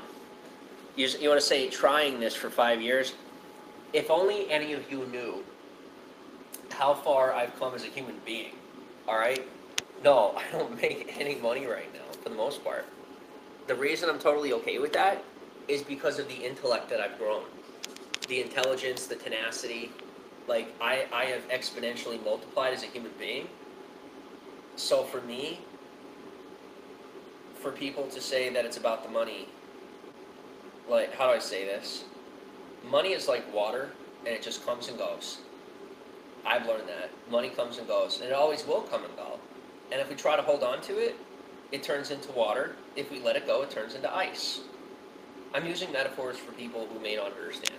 If you do understand this, then good for you. But that's what money is. It's like, whatever form you want it to be in is the form it refuses to take. Jimmy not sure what you want me to do, Terry. It's all good. So that's my take on it. Kate is there. She can't tell Jimmy what to do. That's right, and I can't tell her what to do. That's right. That's called a healthy relationship, guys. You might not be familiar with it, but that's a healthy relationship, is when two people do their own thing. Kate wasn't aware of that. Okay? Now she's learning, and I'm learning. And it's good.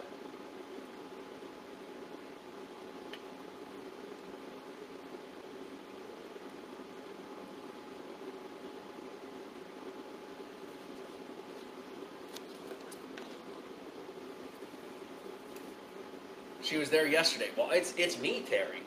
Or who Gordon, or whoever the heck is talking to me again. Negative.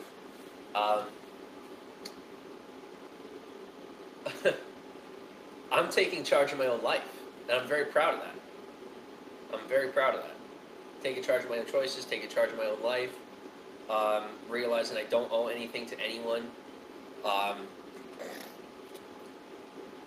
But there are people who are completely okay with and willing to create paranoia in my mind about my life being over and things getting worse, just for the sake of satisfying themselves. So, and for me to now finally see that that's my own family, it's just, thank God that things have gone this way, so that I can see it plain as day. Because otherwise I never would have seen it. I never would have seen it. I would have just let them, be something they're not. They fooled me. They had me fooled. Well, I'm not fooled anymore.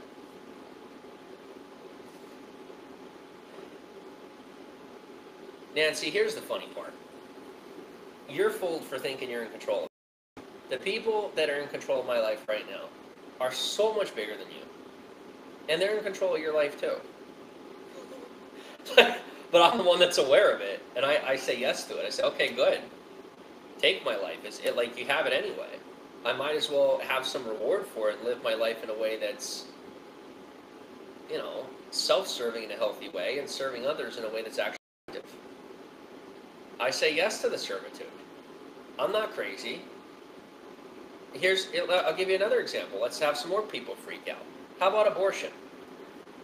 I say that people should have the right to have an abortion. I say the right, the freedom to have an abortion. In my mind, having an abortion is killing a baby. I say that people have the right to kill their baby if they so choose. Here's why. There is a separation between church and state. If there was no separation between church and state, and I decided that I needed help, going to the church would be going to the state. Right now, with the corruption of things, that wouldn't be a healthy thing to do. There's corruption within the church, and there's corruption within the state right now. And so if I had to go to the church state and it was one, I'd only have one option of where to get help, and they would have complete control over me right now. Right? Whereas oppositionally, the church and the state are separate. I've gone to the state for help, and that was sabotaged. I can go to the church for help. It will not be sabotaged, because they are seeking the salvation of souls. Do I believe they actually do that? Maybe I'd believe it more if there was no tithe. But as it stands, there is. So for me, I'm very grateful to receive help from the church in return for my survival. That is basic human instincts. And people who say that they wouldn't do that, or they're so much more moral than I am, it's not a lack of morality. I'm not a sociopath. It's called receiving help when I need help. from wherever it has to come from. That's called humility, right? The reason I won't receive help from the state is because I received help from the state in the past and I was let down.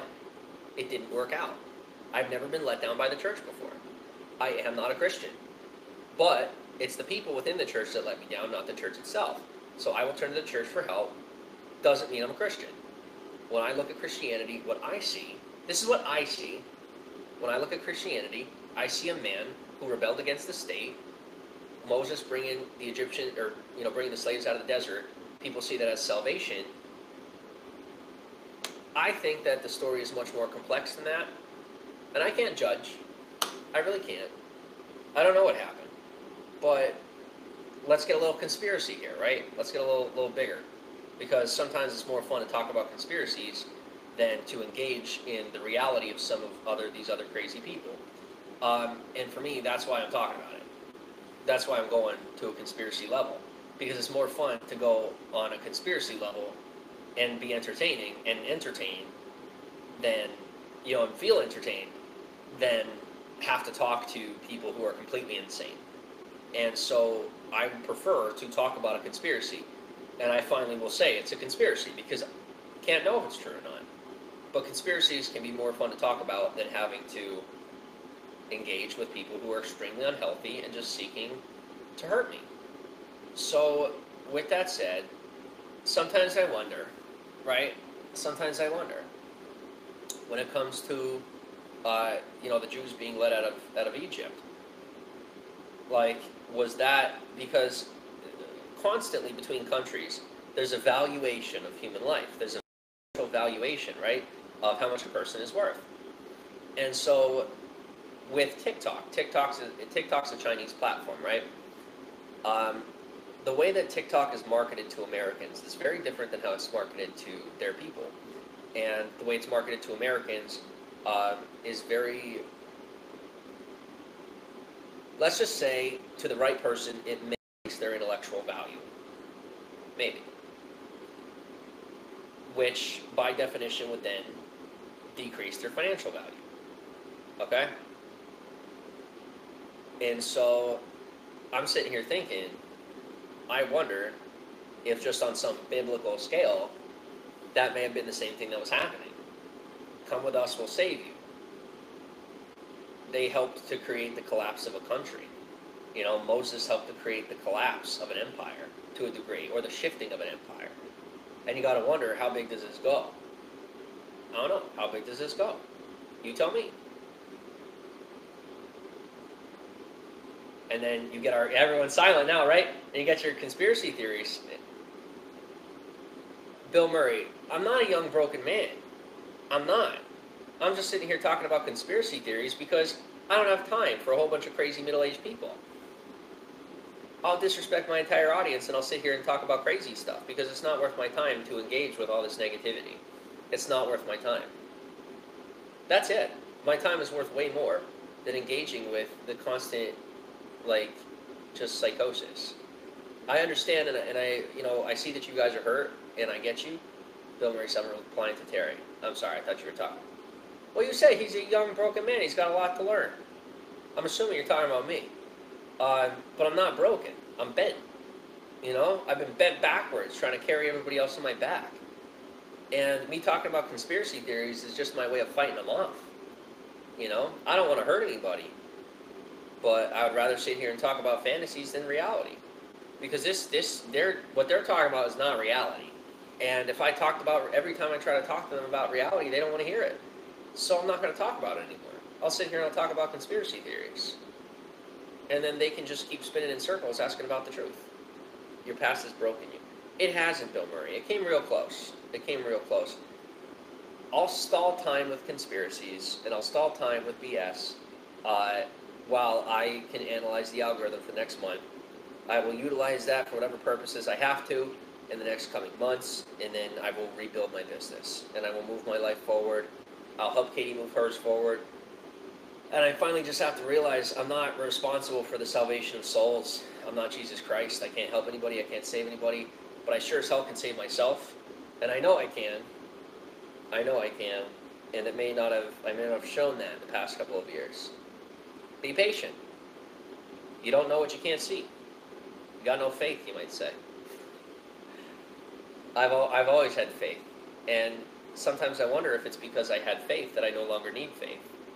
That because I had faith in myself and I had faith in my God, that God made sure to lead me out of the desert, quote unquote. So everyone's just going to have to watch and hear me talk crazy until I start producing content. And the day will come where you're not going to hear me talk about any of this anymore, conspiracy or otherwise. And you're going to wish you were listening. You're going to wish that you listened to what I had to say at that point. I can't save you, any of you.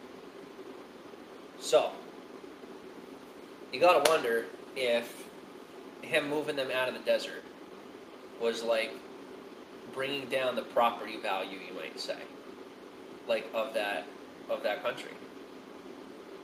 Because as things shift past, I mean, look at what's happening right now. I'm not lost in the past, guys. It's just an ability to kind of fantasize about the past and fantasize about the future based on things that you see right now. Thanks, Patrick. You too. We'll see you soon. It was a good broadcast, Patrick. But with that said, with that cue for Patrick, I think it is a good cue for me to end the broadcast before I go too far off the rail and people actually think I'm nuts. I know anybody who lacks intelligence probably already thinks I'm nuts. Activate your intelligence, realize that I'm intentionally talking about conspiracy theories as opposed to actually believing them. And it was a good day, you know? But just realize, for anybody out there wondering if I really was manipulated and destroyed that much, just take a look at the Looney Tunes in my comments, okay? That's not all of you. You know, to those of you that aren't a Looney Tune, I'm not talking to you. But this right now is absolute proof of what has happened to me. This is what I have acknowledged and tried to explain myself through. Stay safe. Thank you, Bill Murray. You have a good one. This is what I've been trying to figure out how to handle for 5 years. I've been so stupid for trying to handle it at all. All I had to do was get on screen and have a conversation, drown out the noise, and talk to the regular people that are out there. And what I'm thinking about doing is that I will, if Kate is willing to, maybe Kate can just handle the comments and sift through and make sure that I have the comments off and I only talk to the regular people, because we have another phone coming in the mail. So we should be good on that then. And then I'll be able to just talk to the people who are sane, and at the same time I will not have to subliminally receive all the psychotic insanity that's showing up in the comments. Thank you for watching. I'm not going to apologize because I've worked very hard at figuring this out, and I'm figuring it out more every day. Thanks for stopping in, and I cannot have my voice silenced. It's impossible. Talk to you soon.